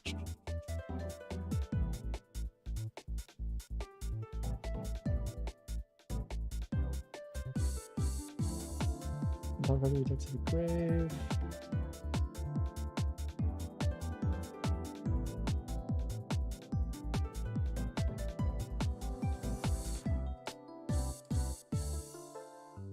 Okay, we'll start here.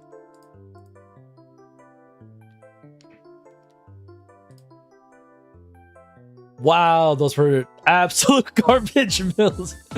Sure, that was really unfortunate. Holy shit!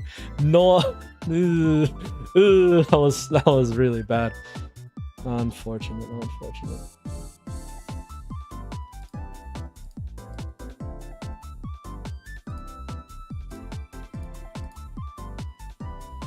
Alright, please let our excavate be somewhat better. No, it's actually worse. Oh my luck. Oh my luck. What is happening?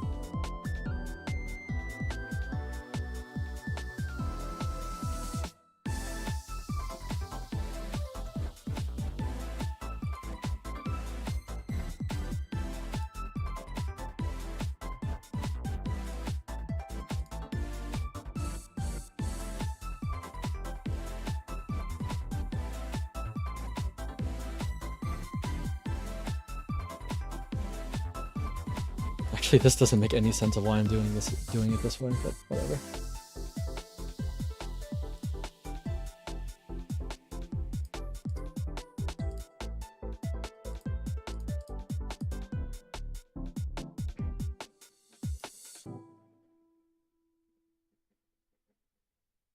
Well, this is also useless, so that's fun.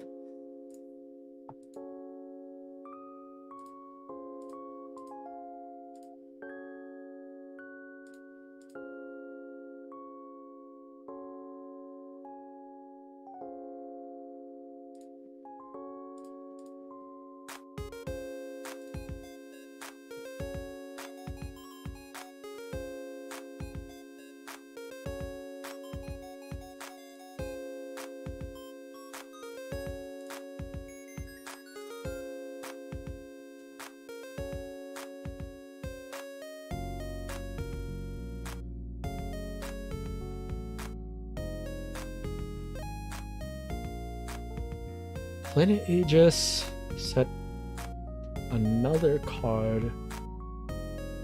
Which one are you protecting? The new one? Okay, so that's... okay.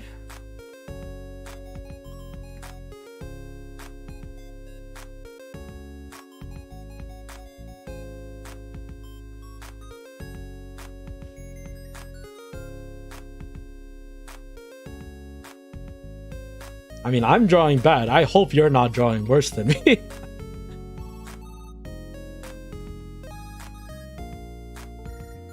Oh, okay.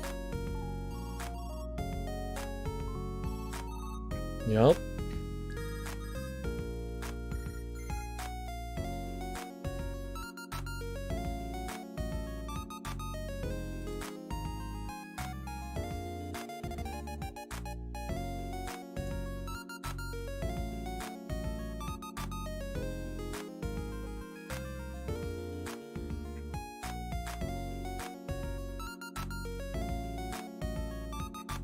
Rider to bring back your Galactica, yup. And then you tribute for your Galactica.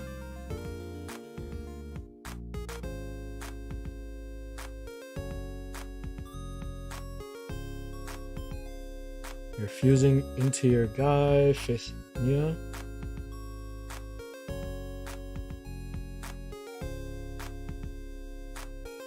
That clears my board.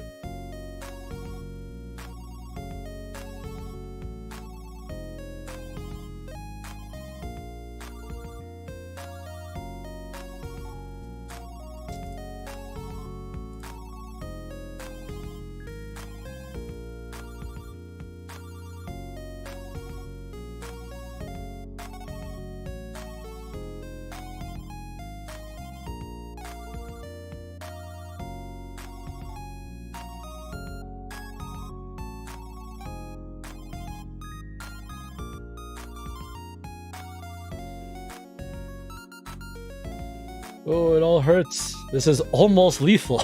This is almost lethal. Oh god.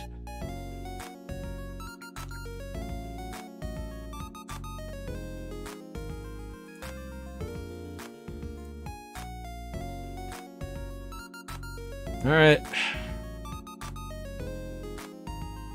How do I come back from this? Not with this hand.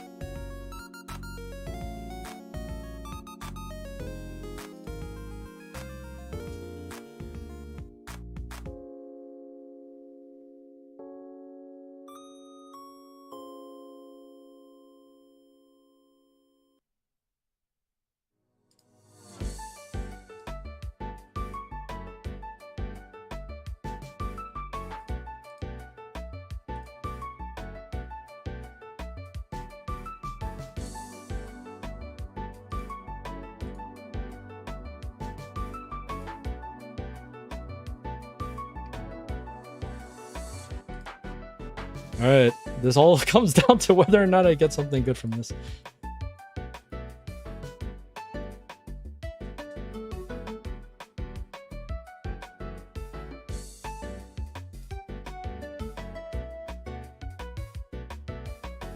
Oh, but I don't actually have a second monster. Okay.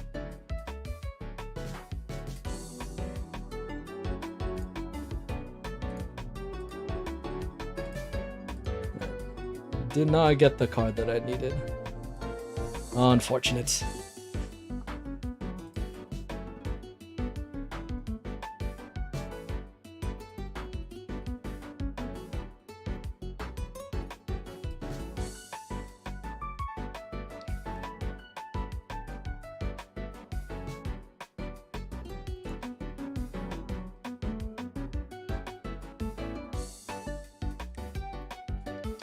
Major Eisen. This is not a speed duel. This is it's actually a rush duel.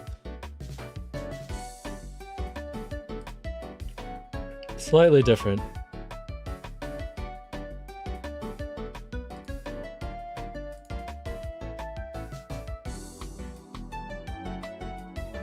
When I say slightly, pretty different, I guess.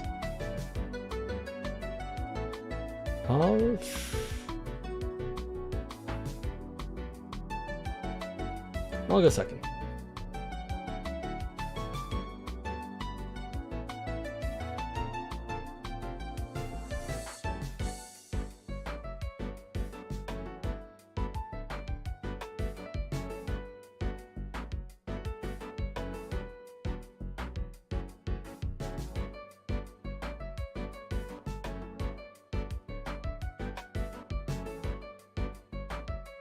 Wait, so you run Galactica Oblivion Rhynac and Intersalon?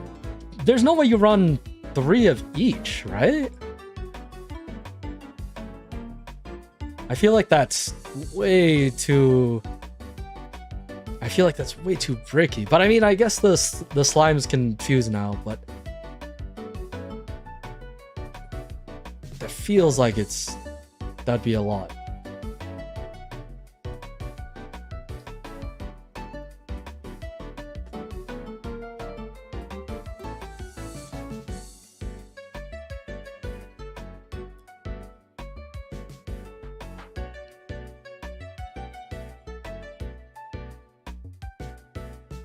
Sunset Rebirth, your face down. Okay. This will be only slightly annoying, I guess.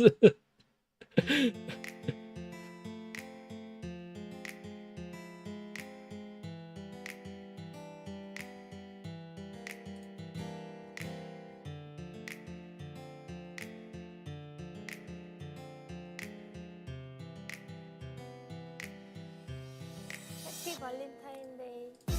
Okay, we'll start here and see what happens.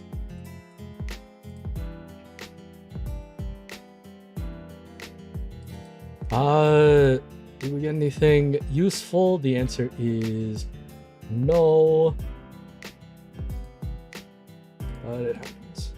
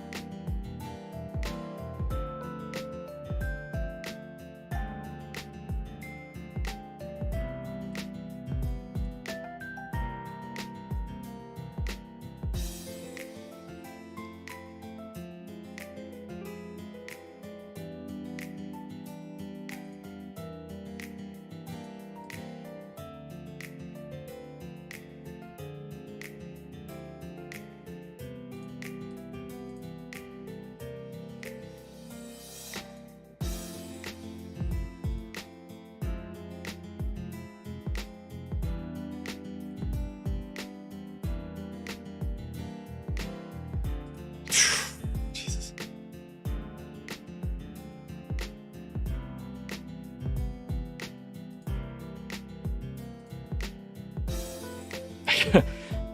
Sure.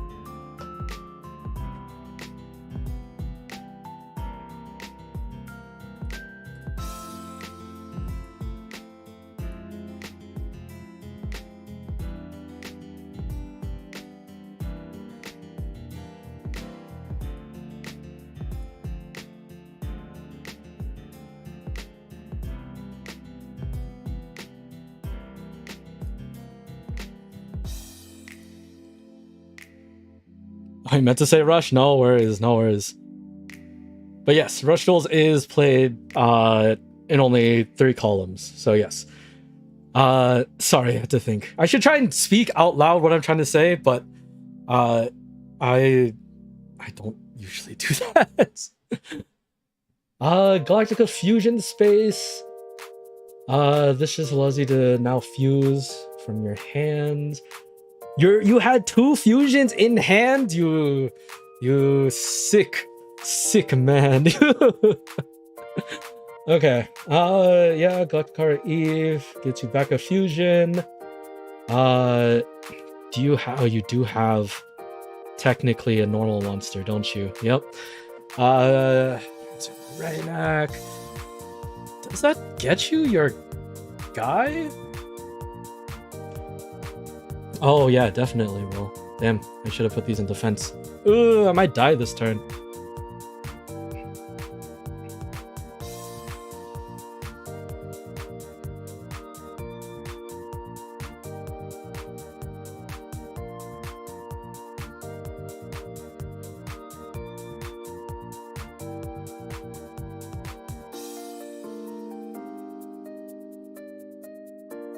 Right, because then you...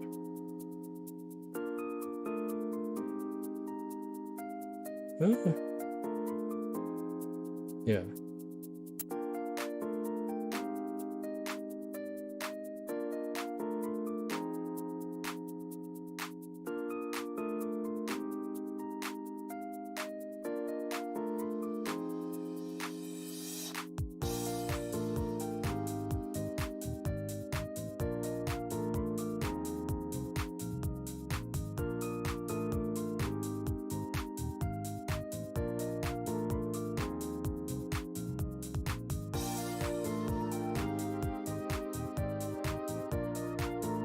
I mean, flipping which or changing any of these, I don't think would be either of the two would be that big of a deal. Yeah, and then you destroy the face down, and then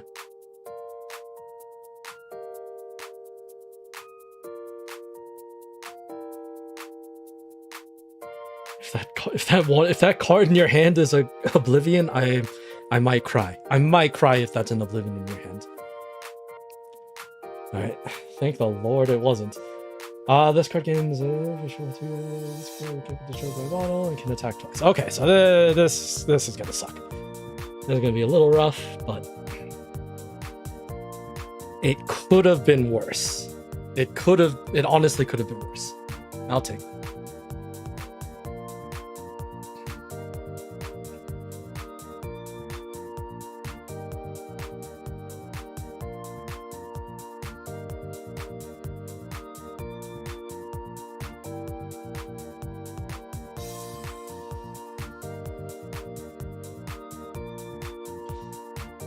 Okay. How do I come back from this? Let's see.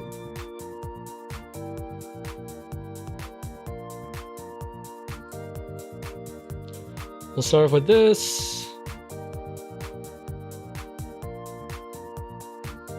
Mill a bunch of cards. Somehow mill like my entire library of spell and trap cards, which is fine. It's totally fine. That's not a big deal. It's not the end of the world. It kind of just kind of sucks.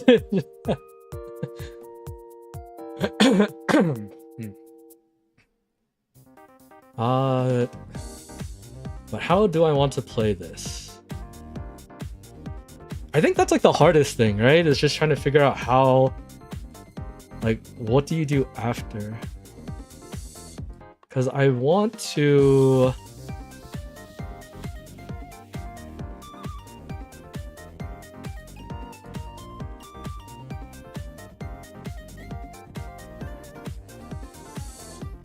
Do I do this into that, go here, use this?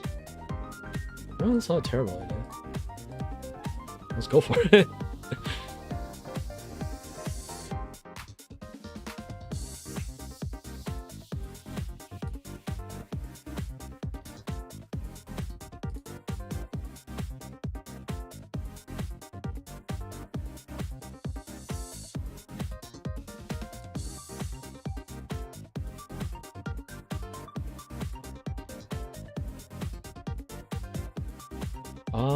What is better here?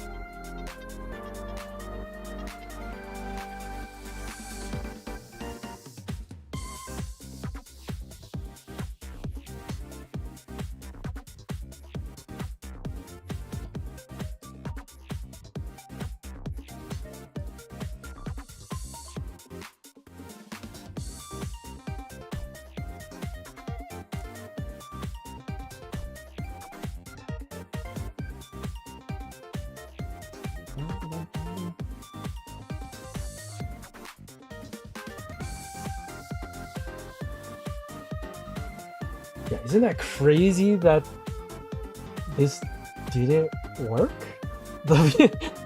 I somehow didn't manage to mill 2 monsters from the 4 cards that I milled. Like, my graveyard is disgustingly bad.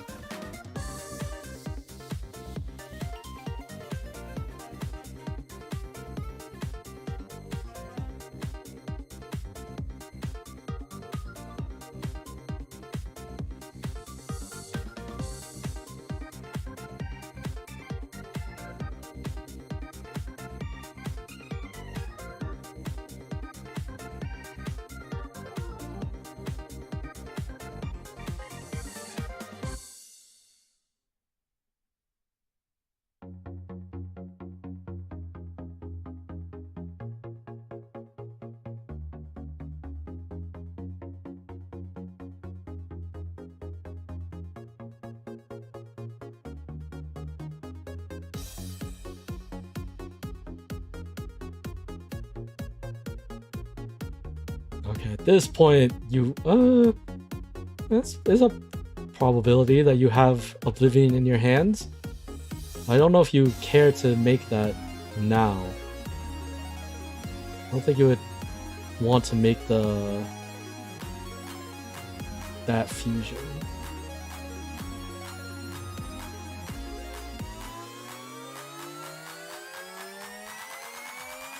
Okay, yeah, it's the other one.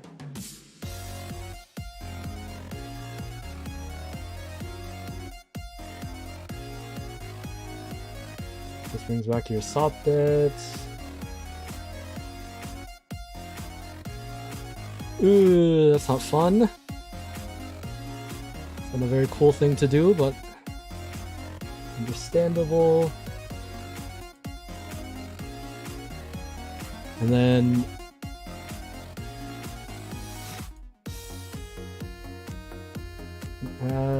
would you? Oh.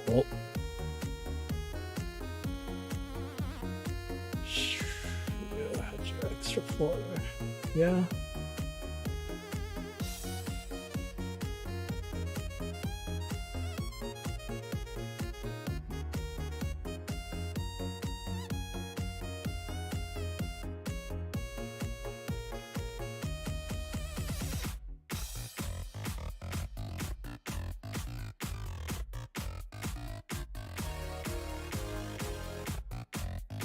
Okay, now we have the Sopdet back, thanks to the Twilighter counting as 2 tributes. This will turn my Flagel back into attack position, which is never good. Now they can fuse again.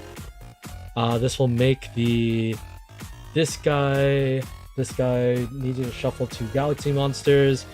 If you shuffle 2 level 7s, which you definitely have, this will boost your attack and allow you to attack twice, which I think... Is that enough? That's gonna be, what, 2100? And then that's gonna be... Oh yeah, that's enough.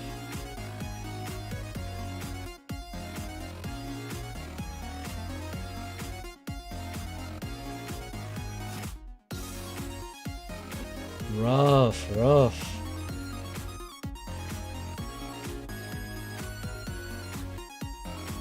I think do I care for interruption? Because like, I am only running 4 and I didn't see any of my traps.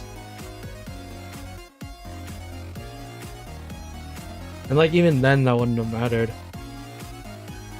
I think I should have maybe sided in my Shiny Shadies and interruption. I think that would have been fine. But, I mean, the response would have just been to use Sopdet again to remove the back row.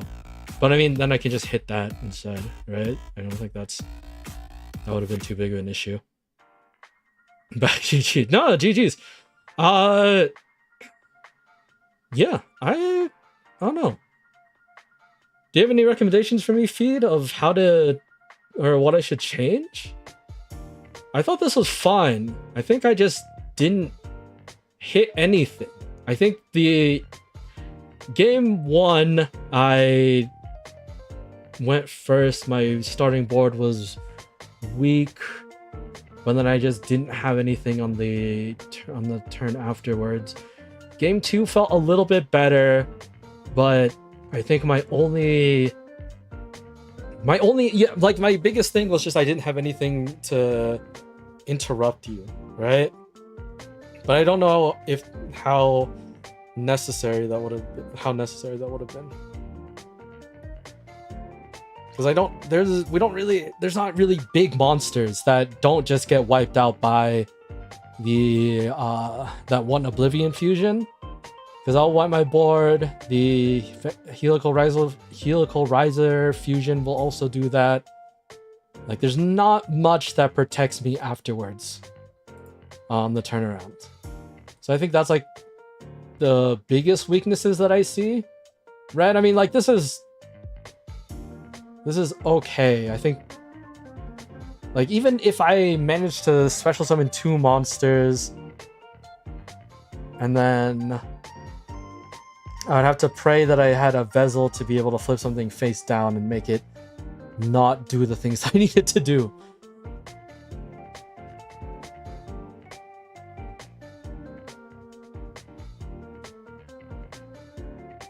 But yeah, I'm not sure. Do I need to add more dragons? Would that make it better? Like, I already felt bad adding or having, 7 dragons in the deck. But if I do add 1 more, right? Because I think, like, 41, I think that's fine.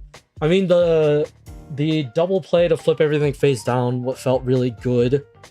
I think that was really nice. I just didn't have anything after that, right? Because I somehow just didn't mill any other high levels in my grave after, I think, milling twice with Astel, milling 4 with BK, and I just didn't hit anything to be able to bring it back. And like, with more chances, that's fine, but like, every time I add another high level, I think it's just that. Interruption is the deck's biggest weakness. I've been trying to find ways to remove back or help my deck play around. Yeah, that is what I felt to be like the biggest thing going up against you, was like, if I could have interrupted you anyway, right? Shiny Shady to block out even if you just summon a Stop Dead onto the field, or just summon your fusion monsters, then I feel like that already gives me another chance, right? And I feel like that feels a lot better, right, than just running the curse. Because while it is nice to be able to summon 2 monsters, right, if I don't mill any monsters, or if I don't have anything in my grave to summon out, I feel like these are essentially worthless. And I don't even get the face down flip if I don't have a Vezel in the graveyard, which I clearly did not have any of game 2. I had 0 high level dragons in game 2 in my grave. I had my Car Trooper, I had my Quaking Mirror Force, I had everything I had all my back row in my graveyard before I had any decent monsters, which is never a good thing. But I feel like that was just variance more than it is like just anything else. Because I feel like the spell trap lineup is fine, right? If anything, I do this, right? If anything, I do this and keep it like that, right? 41 cards is not the worst. It is a little bit awkward, but I do need more chances to get the high level dragons in the grave.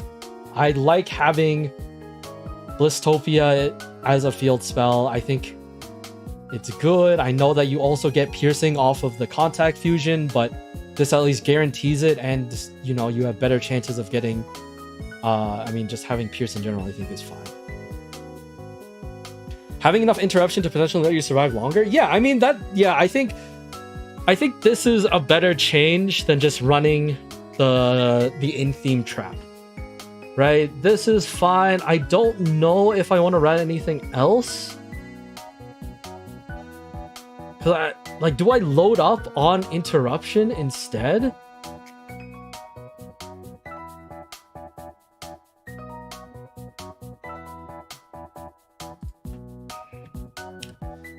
What is it?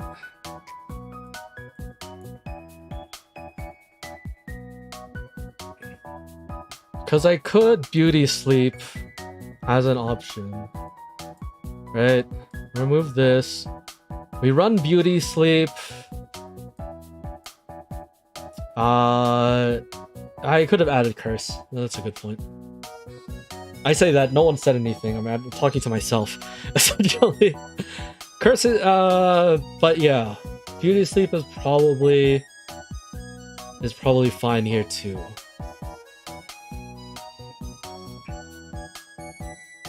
I think that's just how you have to go with it, right? Like, you do stock up an interruption and then just hope that your opponent can't play through, and then, you know, your crackback will be a little bit better. But I feel like that's just the general thing for all of them. But I think this one in particular, because your boards aren't that big, right? Like, you're not building huge boards. Your goal is just to flip everything face down and then just hit over everything.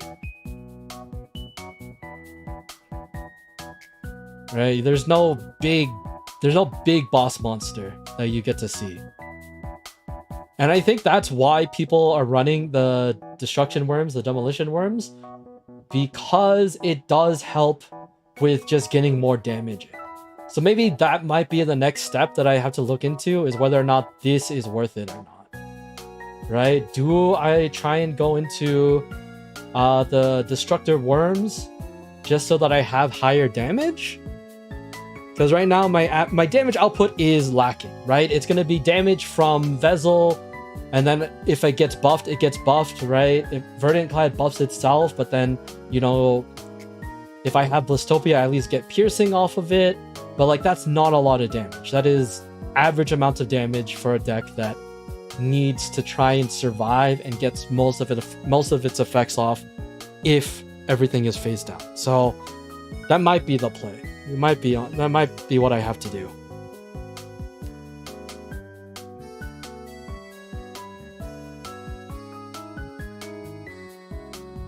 Now that I think about it, I sleep on interruptions a lot. With my Galaxy deck, it's fine since it's very offensive, but my Hybrid Drive would benefit from them. Yeah, I mean, Hybrid Drive average, like, yeah, the overall damage of a Hybrid Drive is not a lot, it's not significant, right? Yeah, like you said, your Galaxy deck, you can pump out huge amounts of damage, right? We just saw with the Rhinac fusion, that guy being able to hit twice for 43 is definitely nothing to scoff at. So I think that's what I need to focus on with this deck. It's probably going to be going into relying on interruptions a lot more, right? This is probably what I want to do. And that might mean removing Blistopia and removing this aspect of just piercing through and instead leaning into the Destructor Worms. I'll have to see. I don't know what the ratios would be to play with the Destructor Worms or not. Which one do I want? Is it just Bakamut? Bakamuts. Alright, Bakamut plus Helmet, Bakamut plus Phantomite. You can destroy face on cards. Cards destroy 500.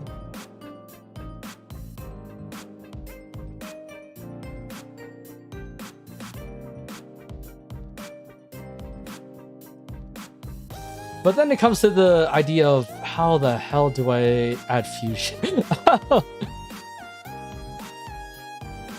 Right? Then I would rather just remove these. And then it would just be more of a Bakama. It would be more of a Bakama Turbo, right? I feel like then I would lose a lot of the identity that I would want to play with here. Which, okay, that's not the end of the world either. Like, if I wanted to try and make this like a more meta competitive deck, I think that's where I would lean towards.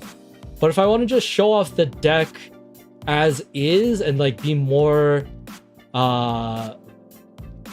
vanilla to Clad Dragon, that might not be the worst idea.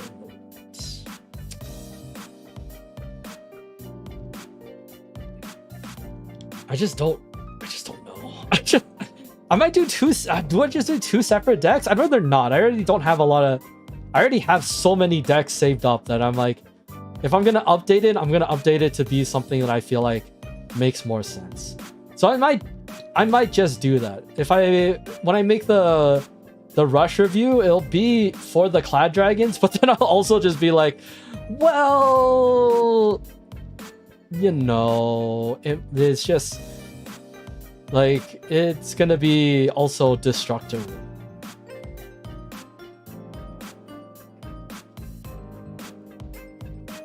Oh, that's tough. That's tough. I don't know if I...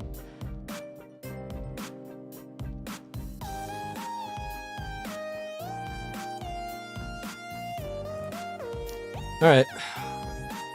We'll keep this for now. 42 card, just... 43... I just don't like...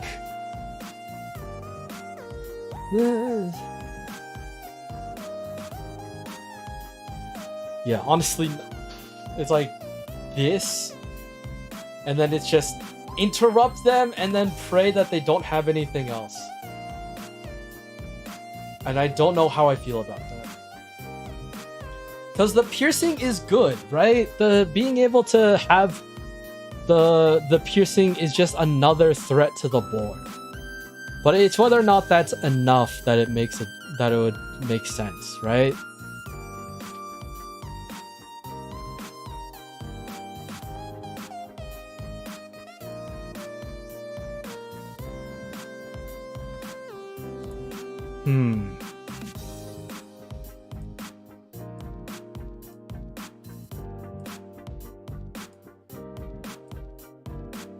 Okay, there you go.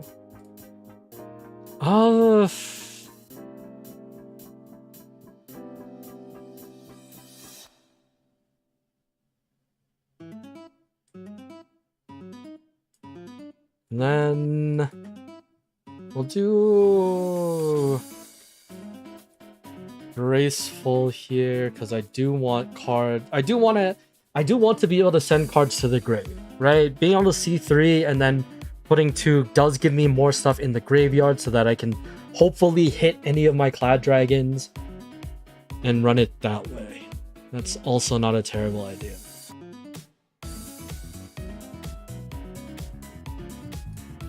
And then do I just run another copy of Demolition?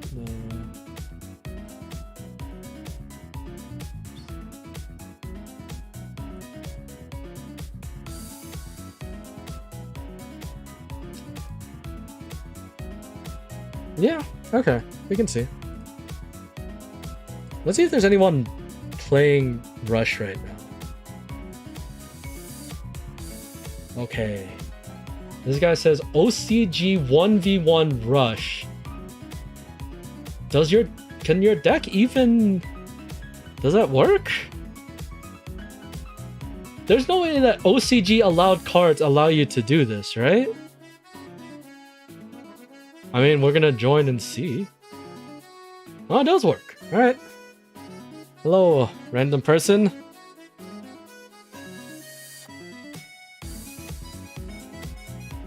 Alright, let's see if this changes anything. I added how many traps? And I don't see one? That's fine. That means I'm gonna get a handful of traps in the future, and that's gonna make me feel bad. Ooh, Fiend Mirror! Nice! This will be fun. I'd love to see what they do for their Fiend Mirror deck.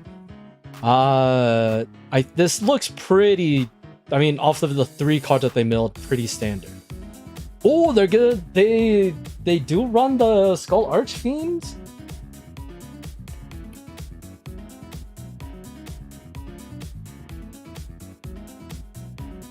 Okay. Poor guy to bring back, I assume I would like to think the Bone Archfiend, which one? The Archfiend Warrior to then mill more? Maybe? No. You do Absoluter here, okay?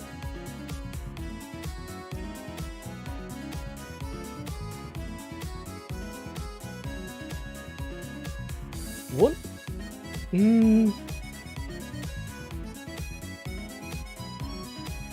Wait, but you had beastly. Oh, okay. Never mind. Let's see.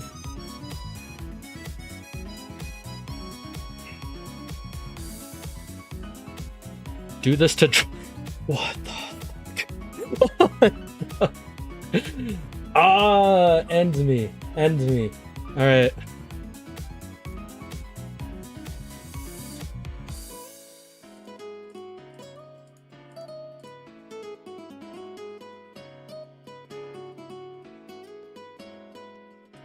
Let's see. No. I'm just gonna send all of this. Is so unfortunate. All right.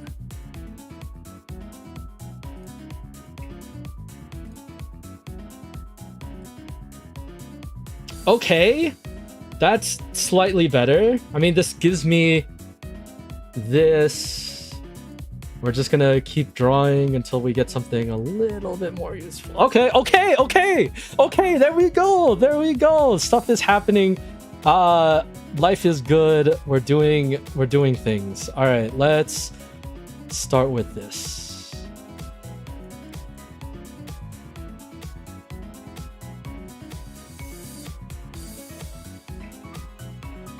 This does allow us to excavate one, which is great.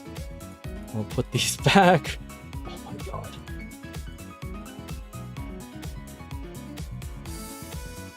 What do we want to bring back?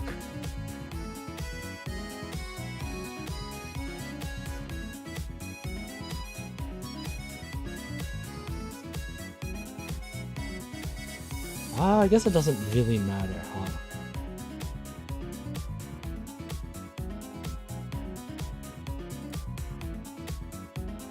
So I can change our face-up monster, face down, on the top part of the deck. The worm. I mean, there are chances that I hit a worm, right? But I think...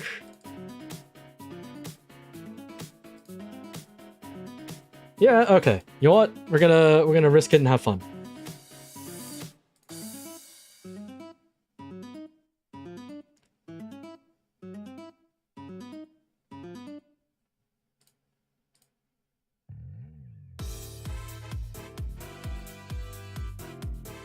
We'll keep you up there. Nope, we didn't hit. That's unfortunate.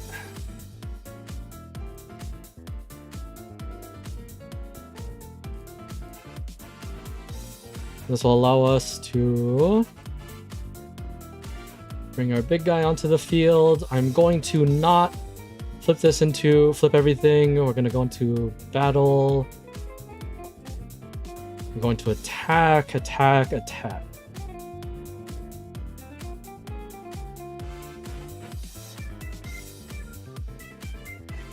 Oh, you can't see the life points? Oh, shit, hold on. How do... there we go. My bad.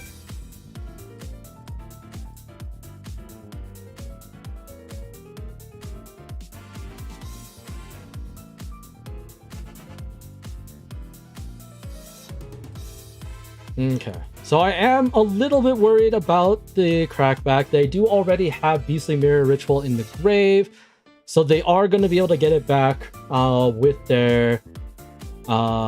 if they get their Fiend's Mirage, which they can definitely get off of Tour Guide if they get into their hand. But look, that was 2 Tour Guides already, so... I mean, it's still possible, but it's not unlikely. Yeah, so I did leave myself a little bit open here, but I was able to deal a decent amount. They did hit the Tour Guide. See, I talked it into existence. Tour Guide targets Mirage. Mirage effect grabs Mirror Ritual. Mirror Ritual makes the new... oh, this one doesn't make you the new one. This just makes you normal Fiend Mirror. That's not the worst thing. I don't like that they used it from the field. If they didn't have the ritual spell Okay, I guess what they could do now is use the ritual spell again, or use the other one to use that Fiend Mirror, put it in the grave, and then you can do the effect and stuff like that. They get the Brass Test Trap Hole. This allows them to destroy a normal summon monster. And then buff their stuff. That's fine. Let's see. This allows you to mill, and then if they hit, they can draw one. What are the chances? Not that high. They've also milled 2 of their trap holes. That's unfortunate. None of their other ritual spell, though. That is interesting.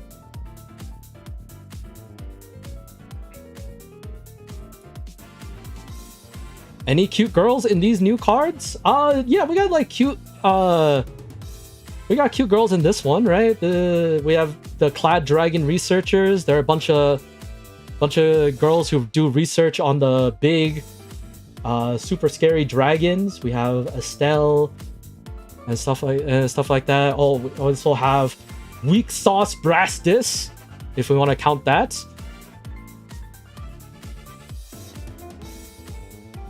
Did they not have a target to... Did they not have a target that they wanted to control? Or could they not have taken control of any of my lower... Okay. I'm not complaining whatsoever. Oh, this is an interesting predicament that I am in. How do I want to do this?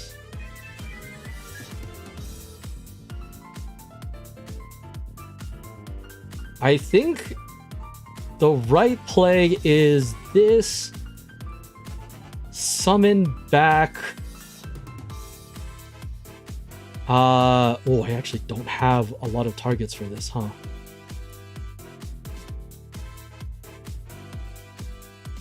I don't have targets for this. Do I do this first and hope that they can't destroy? Flip everything face down, and then go from there? Because my other plan is this: get the tiny dragon, do this, flip everything, flagel, destroy a back row, and then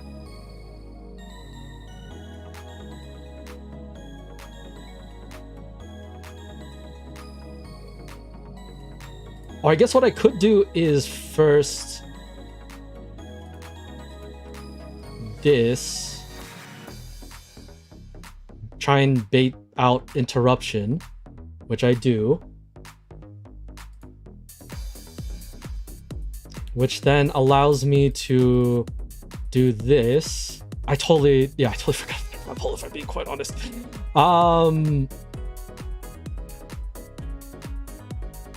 I can then... is that what I want to do here? Yeah, actually, this is probably fine, right? Activate this effect. This will allow me to make this guy... Nothing there. Use this effect. Then...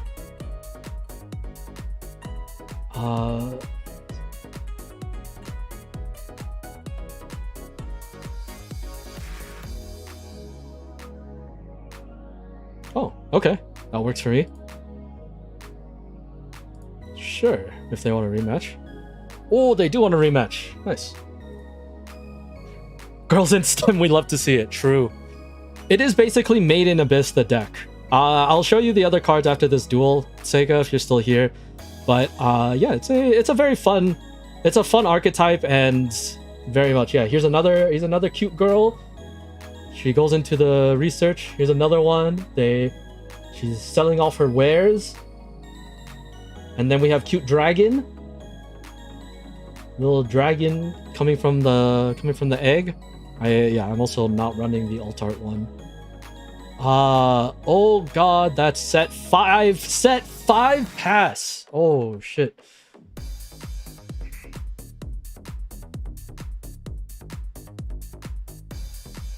I also don't have a lot though, so this is not, I mean, it'll be a race against who can actually go through this. But I feel like this is not the way that you would want to do this, right?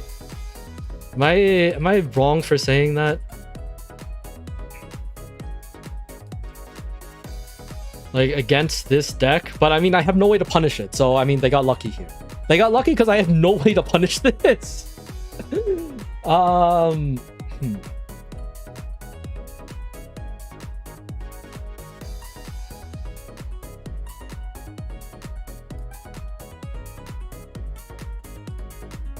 think I have to do this. Send this to the grave to draw 1. Well, that's definitely a card.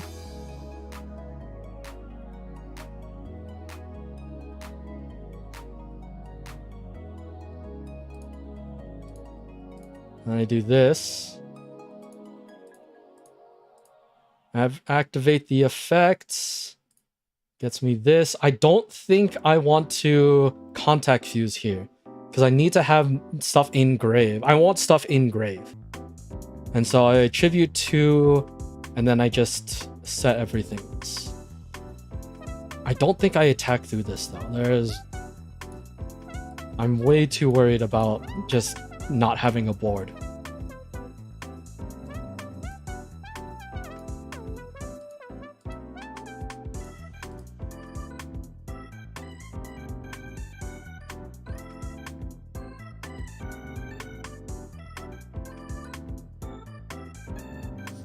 Yeah, I don't think I can afford to attack there. That's unfortunate. Stella's giving early 2000s MMORPG vibes. True, they all do look like they would be fine in like even like RuneScape or something. Brass, that's the Akutsuki. This is another one of the, I guess, yeah, this is also a new card. Basically it allows you to choose a monster, it gains their attack, but it just doesn't get destroyed in battle. No.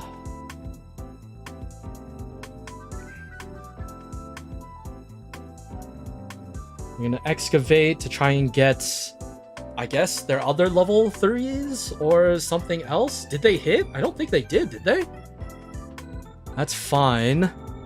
They're going to ritual summon using Beastly Mirror, so I won't be able to have this be affected.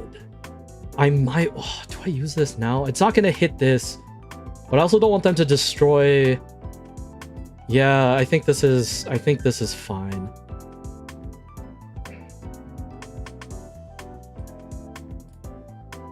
And then do I flip my own guy?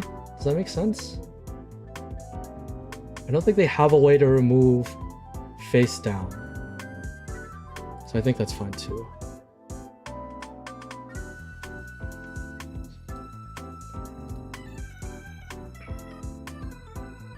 Yeah, if you can look closely in the art, or if you look up the card, if you look up Magic Clad Dragon Vezel the Star Eater, you can see that there's a giant ass dragon, but then also in the little corner you can see Stella, you know, hiding for her life as she's there. Oh, it didn't even matter anyway. They had a response to make the fiendish, the absorbing fiend's mirror. Oh, now we know.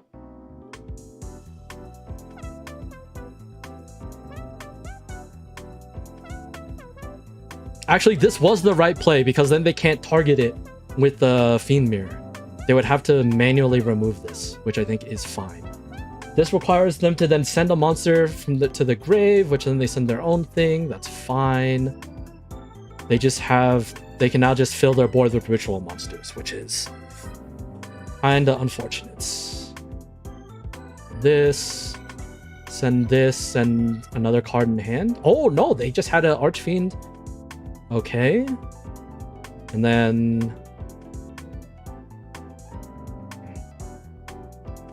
well, you send your Fiend Mirror to make another Absorbing Fiend Mirror.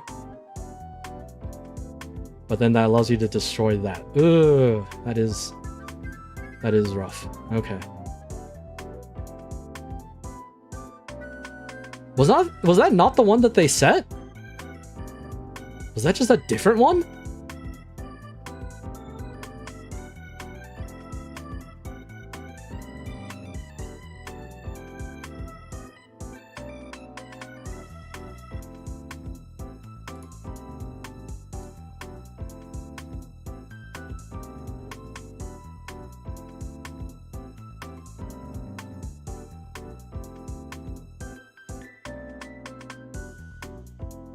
All right, how do we go about solving our problems? We have a few interesting ways to do it.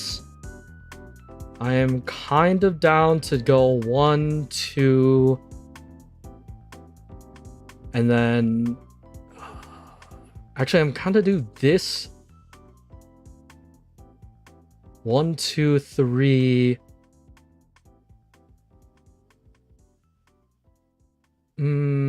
All right, we'll do this first.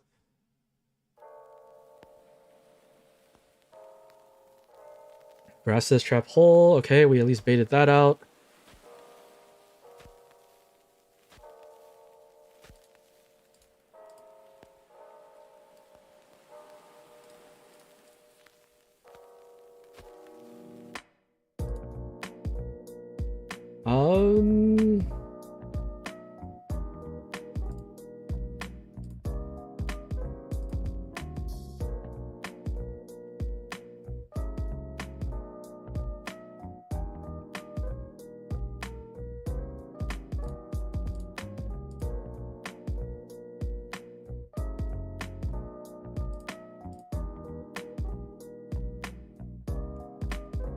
Let's return these two.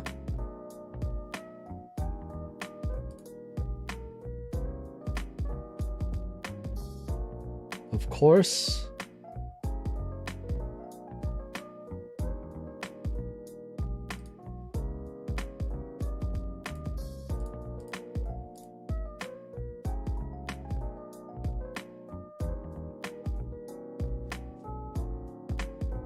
Yeah, I don't think I have a better answer here. I can just flip these face down, but then I can't do anything else unless I hit with this.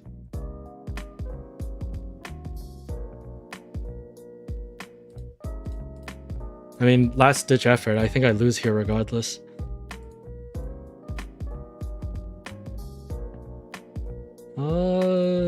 Send these two back.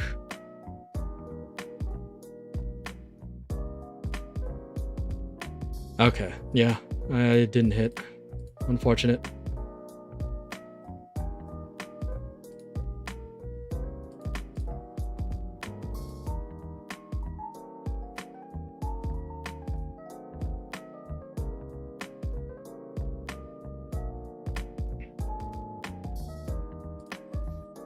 Yeah, dang. I finally got to see two of my trap cards. And they both got... One got used, the other one got destroyed. They would have been destroyed regardless. I don't think I had any way protecting them.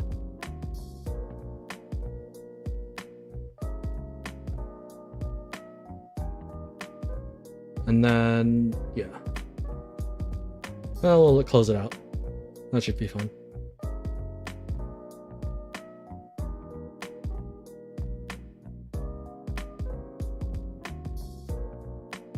Is class change mirror worth it?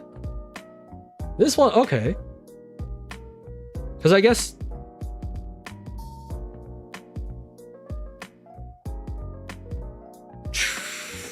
is... The only thing that I like about this is the fact that you can take control of a monster. But the both times they've done it, they have a full board. Now they can do it. No, they can't. It didn't matter. Yeah. I mean, I think they're just going for overkill here because they can just build this, they destroy this, and then they can activate the effect again to turn this into a somehow lower than 0, and then they just hit through.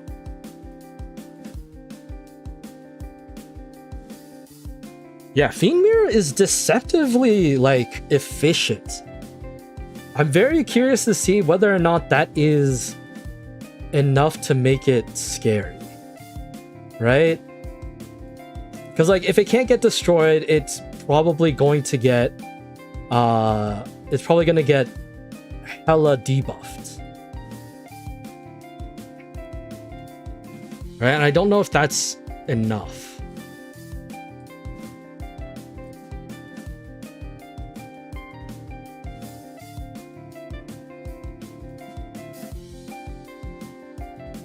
Another just 1v1.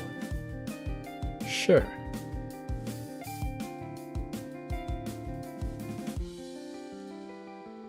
Okay, this might be the last one. This might be the last one. We'll see. I have gone a little bit over than what I wanted to, but it should be fine. Yeah, I'm gonna go first.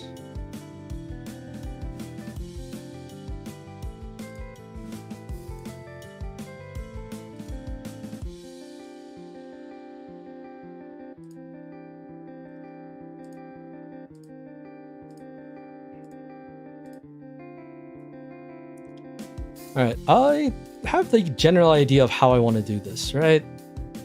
If I can actually hit a...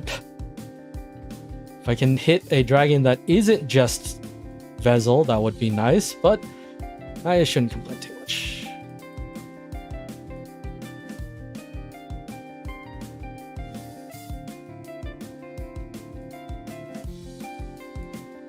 And then we'll do this. Let's mill some cards. Maybe we can actually mill something not terrible. The answer is no. Sends these two to the grave. Activate the effects.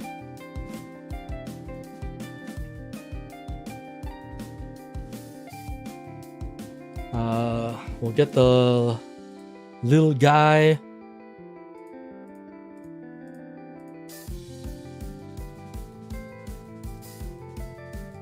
Defense position. I forgot that this doesn't activate if you special summon it, which is my fault. And we'll end phase here.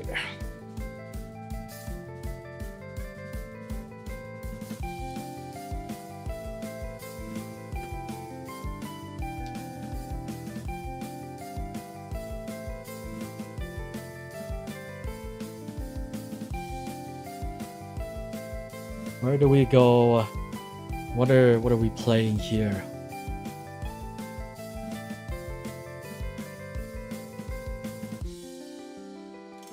We're playing Defiant Souls? We're playing Defiant Souls?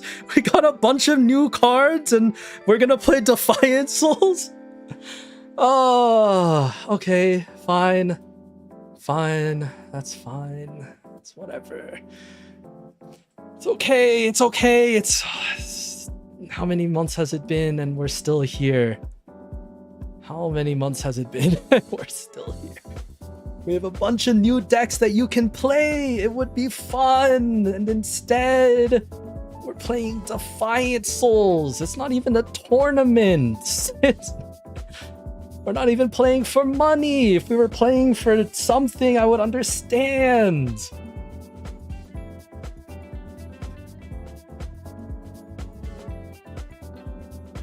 Does he just have enough to make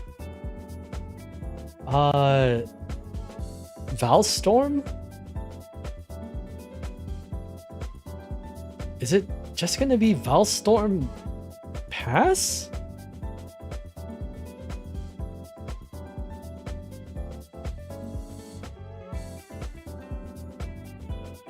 Is that even... Yeah, I guess people run Valstorm now because it's still good, but... Alright.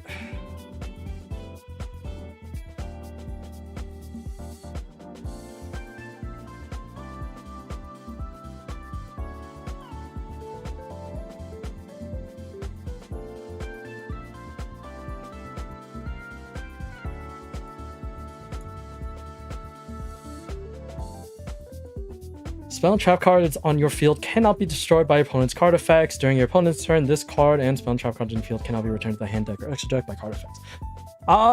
Yeah, I mean, there's pretty good protection.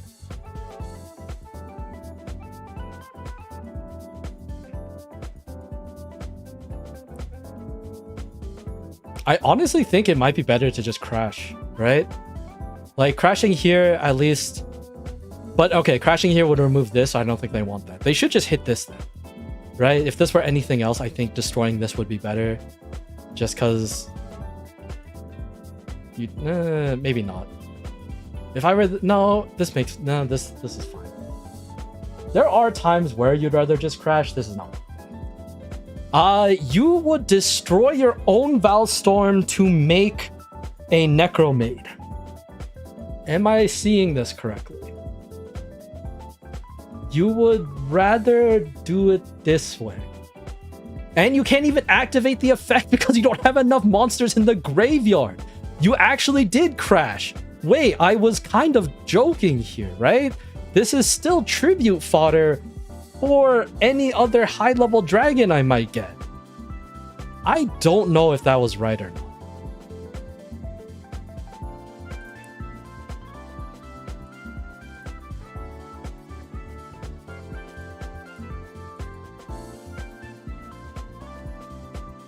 Was that more than... Oh, was that more than 4 monsters? It looked like it. Or more than 2 monsters? I pray it was.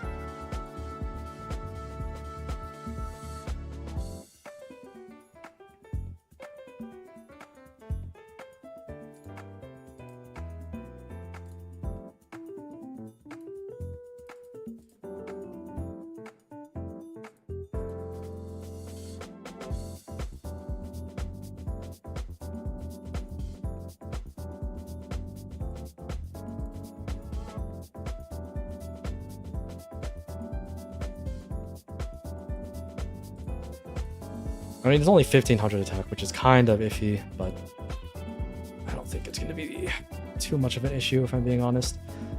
Yeah. Empty board is nice. I guess crashing also puts them already in the grave, which is also good for them, huh? Because then they now have something in case they do get their stuff back. Because they somehow hit their one-of resize. Isn't that... Or no, it's not a resize. No, it is, right? Yeah. Oh my god, they hit their one-of resize.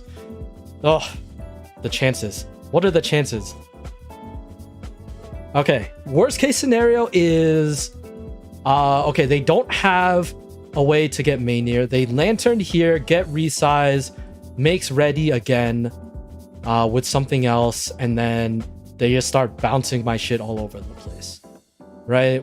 That's worst case scenario. Best case scenario is that they somehow bricked. The fucking...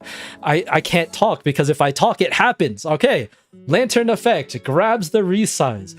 Then that plus whatever extra card that they have in hand, watch it be a Gygust or a freaking Sulphrase or Sulpharuda. It's not? Okay. It's a Litchi. Is that worth it? Would you do this? Would you Litchi return your ready? I guess so. Litchi return ready. They didn't hit on a name, thank God, but they did hit on that, which is a little bit annoying. Okay, they get back Incursion. Do they even have materials to make him? Kind of. Right? 2 cards? They probably already have one in hand that they can do that with.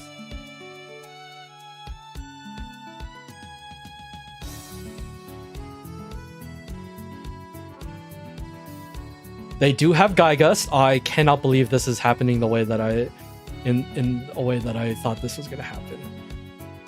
I cannot believe this is going the way that okay. What else? They make their ready. They bounce my big guy. But they also have Incursion. But if they do that, then they have 3 monsters in their grave? and then they make a Valstorm because they wouldn't want to use their monsters on the field?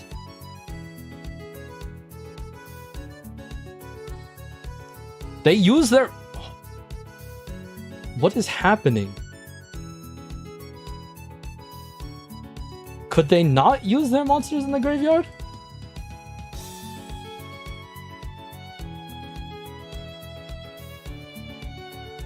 They Valstorm to then resize to make ready again? Or I guess any Necromade, but like... This cannot be the right play, is it?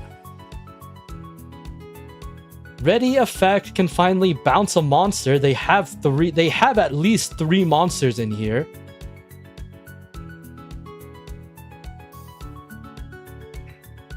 They don't have another ritual monster, so they would just be milling 3 for fun. But that will give them more monsters in gray for them to use the effect. But this is, I guess, a valid point.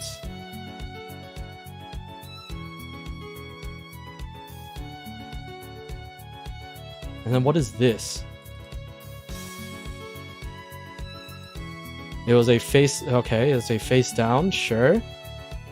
Ready effects. Bounce this.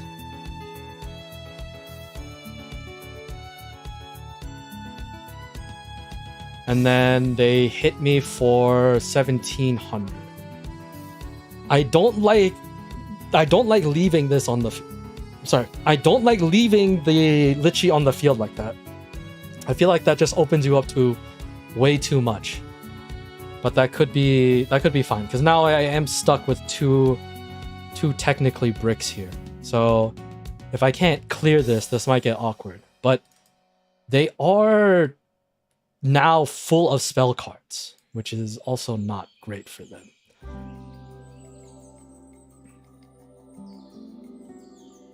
Okay, so we have a way out, which is good for us.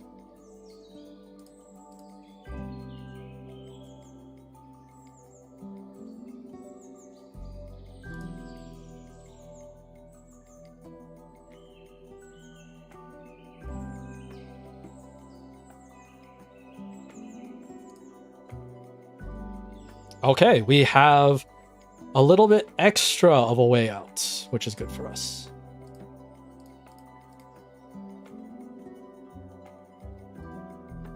Alright, what do I want to get rid of? 3300 attack, can I do that this turn? I can't.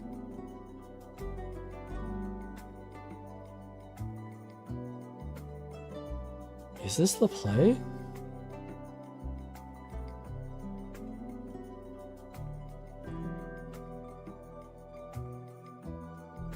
Okay.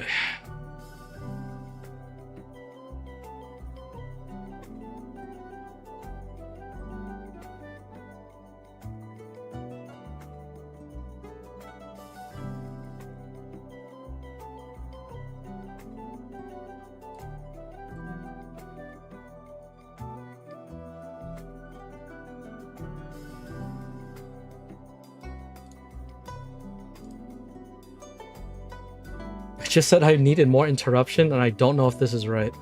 If I destroy those two, use Princess, destroy this, draw 2, is that better than just doing this and attacking? I don't think so. I think it's like that.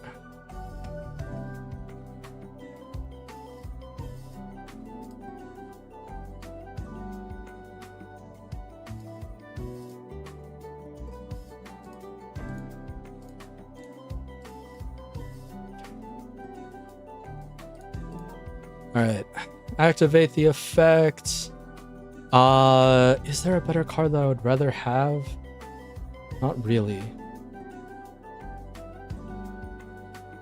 Right, this can't use its effect again. Oh, I can.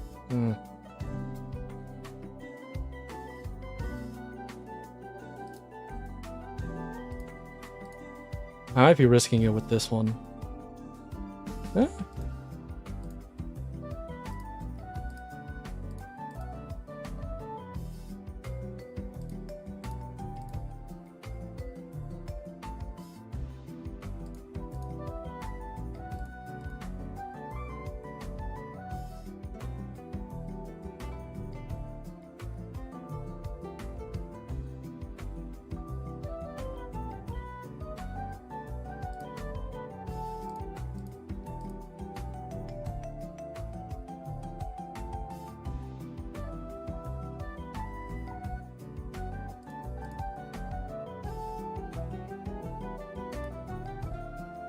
We're gonna hit this one. I just want to make sure that this isn't anything too much. It is a Schlecht that could have been a little bit iffy, but I think that's fine. All right.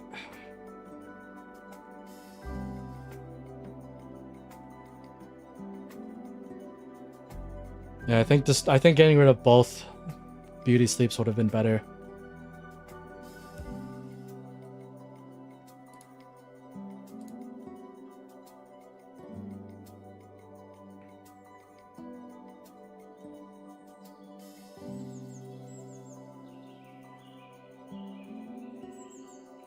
Yeah, I think what I'm really missing is just damage.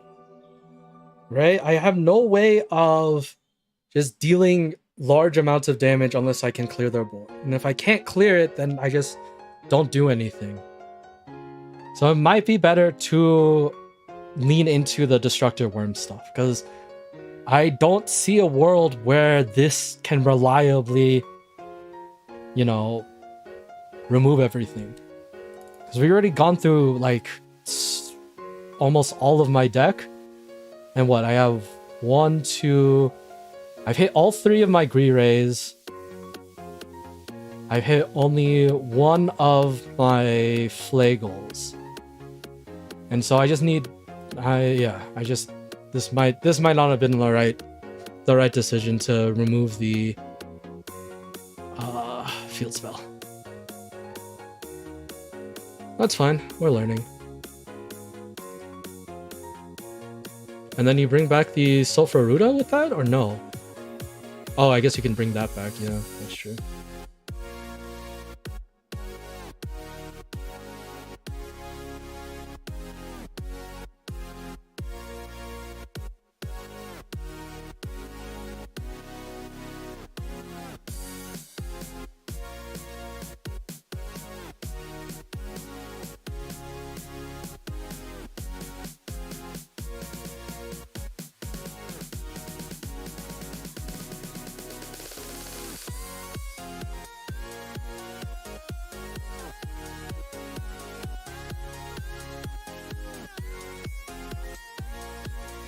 Okay, 4 cards. Not enough to end me, but that will help. Oh, this might be enough. Lantern gets back... Is it just the resize? Yeah. They don't even have Stitch in the grave? Oof. Resize, activate, sends these 2 to make ready. Ready... Yeah, ready sends ready, and then bounces this, hits, and then they would just need just another 2,000 points of damage at least to win, right? Because it'd be 25-25. They lurker here to remove and burn. Is that better? That can't be right, is it?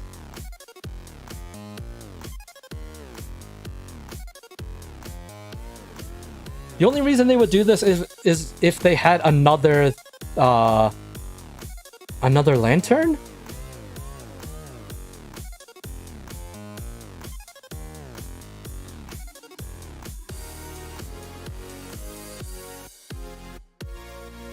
I mean, I'm gonna lose by deck out if I don't win this next turn, so we'll have to see.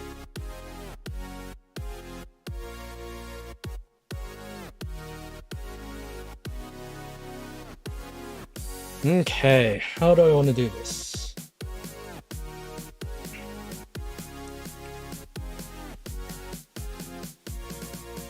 Alright, let's bait something out.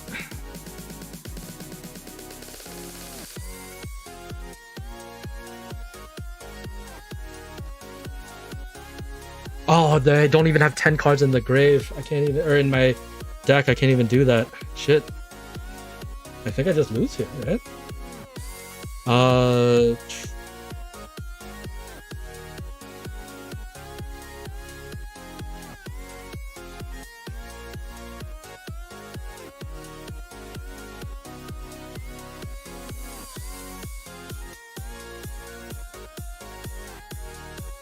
That's not gonna help me. Well, let's see what the rest of my deck has.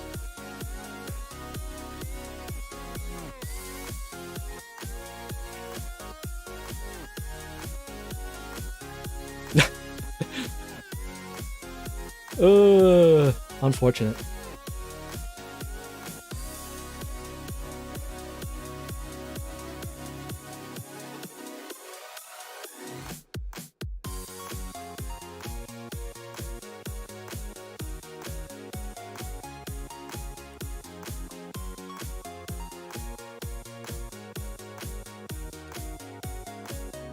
Yeah, I just didn't have the cards that when I needed it. But how did I mill so much? What was I doing?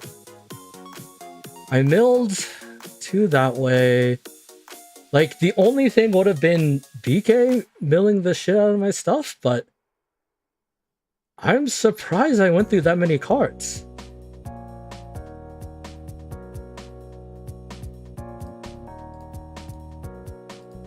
Yeah, I don't know. How interesting.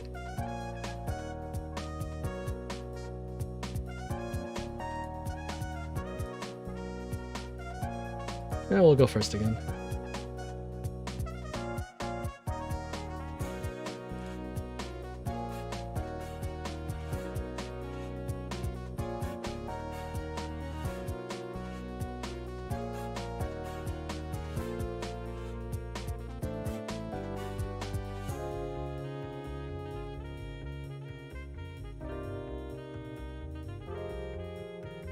Yeah, this might not be the deck for me. I'm milling way too much, way too quickly, and I have no good ways aside from the destruction trap to send monsters back.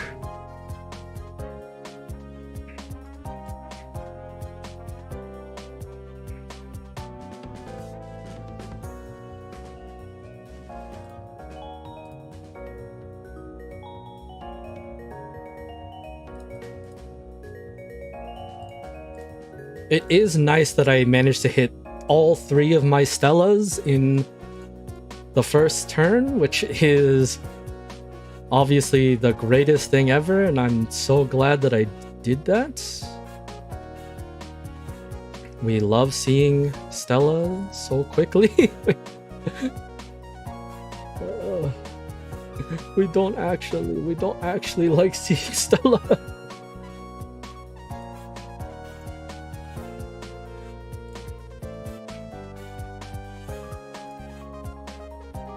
Oh my god, what's happening? Alright. One more time for the one more time. Triple Stella opener.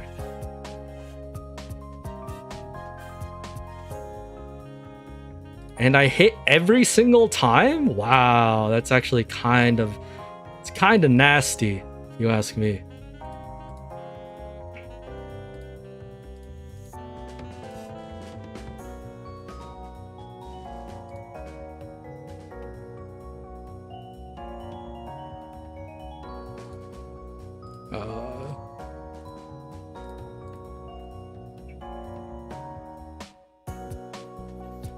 Let's see.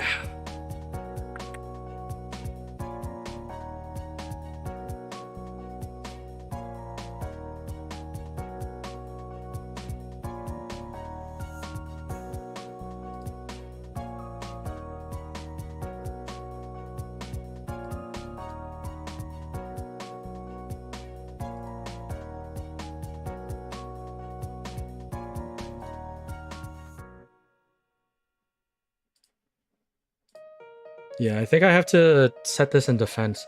I think I need to put these back, set this just so that I have something like that afterwards.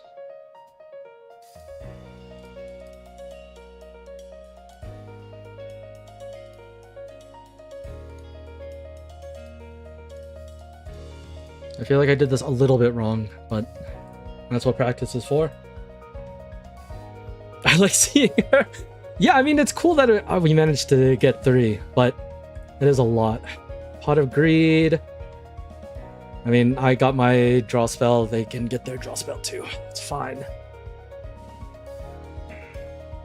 I will hate to see the back row removal. I already forgot what it's called.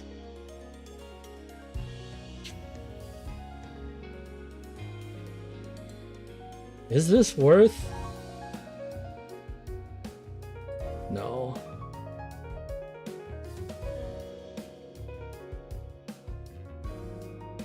If they have it, they have it. I don't know what else I'd be able to do in that position, I think.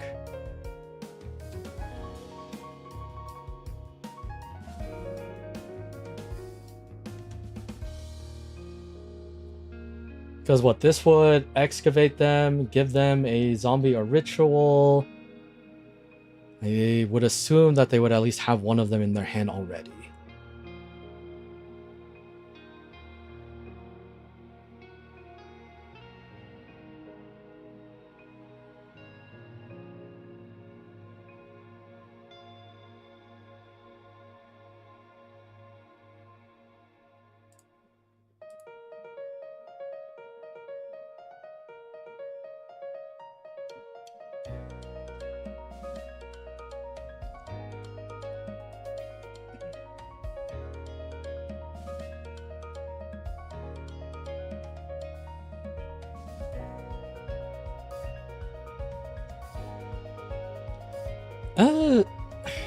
Could it have been better to leave the two monsters instead of contact fusing, just so that I have more bodies on the field for them to have to remove? Is that the better play? I would still take damage, but it would be... I mean, I would have more bodies on the field.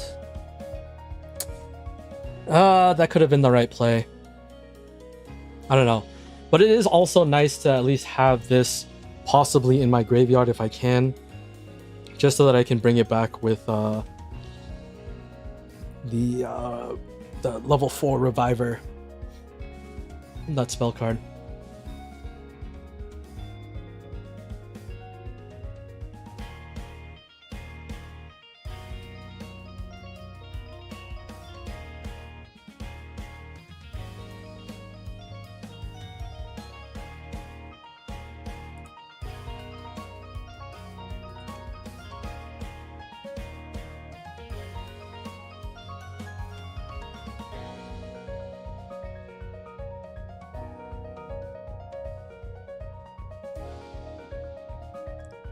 Now, I don't know why they're taking this long.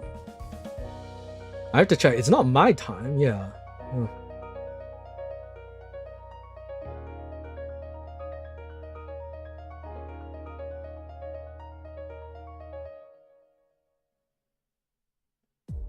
I don't know how this timer works, because like it hits the bottom and then it gives you like another like 5 seconds.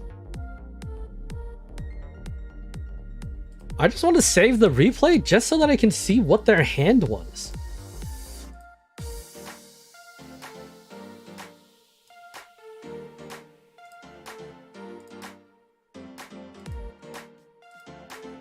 Yeah, they had Stitch in hand. They easily... yeah, they had Stitch in hand, right? I guess I should swap back. They play Cook, they play the Defiant Soul, they play any of these. I still would need to have interrupted it somehow. And then it would have been fine. Because, like, yeah, I don't know. It might have been better to hit this first, because then 3 plus 3 doesn't equal 7. And that would have been an issue for them. But then since I let this go, they had a number, or they had enough levels for a ritual. So that could have been the issue here. But I don't think they, like, what would their draw have been, right? If their draw was good, then there could have been something else after that.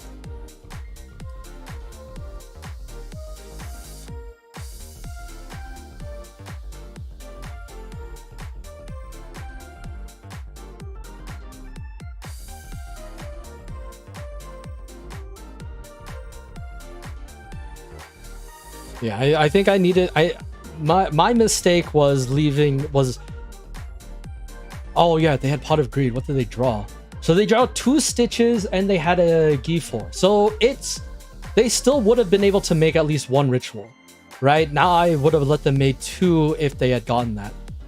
But if I interrupt and destroy one of those, then they wouldn't have been able to, especially if they somehow hit this. But because they had a chance to hit a monster or a ritual, I should have destroyed this. I think I really should have just destroyed this. So big mistake was fusion summoning here. I should have just left 2 bodies to make it harder for them to remove if need be. Or to make them go through more stuff, but it's that plus I should have destroyed this when I had the chance. I think I was being a little bit too greedy on holding this, because then they already have in hand, they more than likely would have had in hand enough to make at least 1 ritual or go back into Valstorm, which is something that they also enjoy doing. So, okay. Lesson learned. I'm gonna mess with the deck a little bit. I think before I record for... I think before I record for my rush review, I'm gonna just play some more off screen and try and figure out what I want to do. I think I'm gonna lean...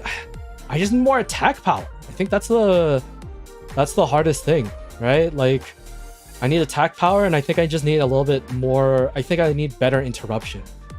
This actually would have come into play more because I somehow milled through so many of my cards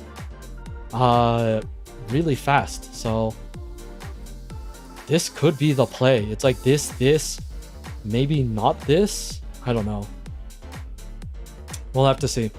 All right. Anyway, I streamed for a little bit longer than I was planning, but thank you so very much for watching, everyone. Thank you for lurking. Thank you for joining. Thank you for the duels. We'll have to catch up next week. I think I am gonna try and stream Friday because Friday I am gonna be opening Riftbound with Chime. We both got our Riftbound sets in the mail, so we're gonna be opening up some Unleashed. We're gonna hopefully pull for, you know, some nice overnumbers, some signatures, or even the ultimate rare Baron Nashor. So those are what to look out for. Join us on Friday. There'll be some good vibes, some fun card openings, and yeah, I hope to see you guys there. It'll be really fun. Anyway, this is Protagonist signing out for today. And like always, I will see you all next time. Alrighty, peace.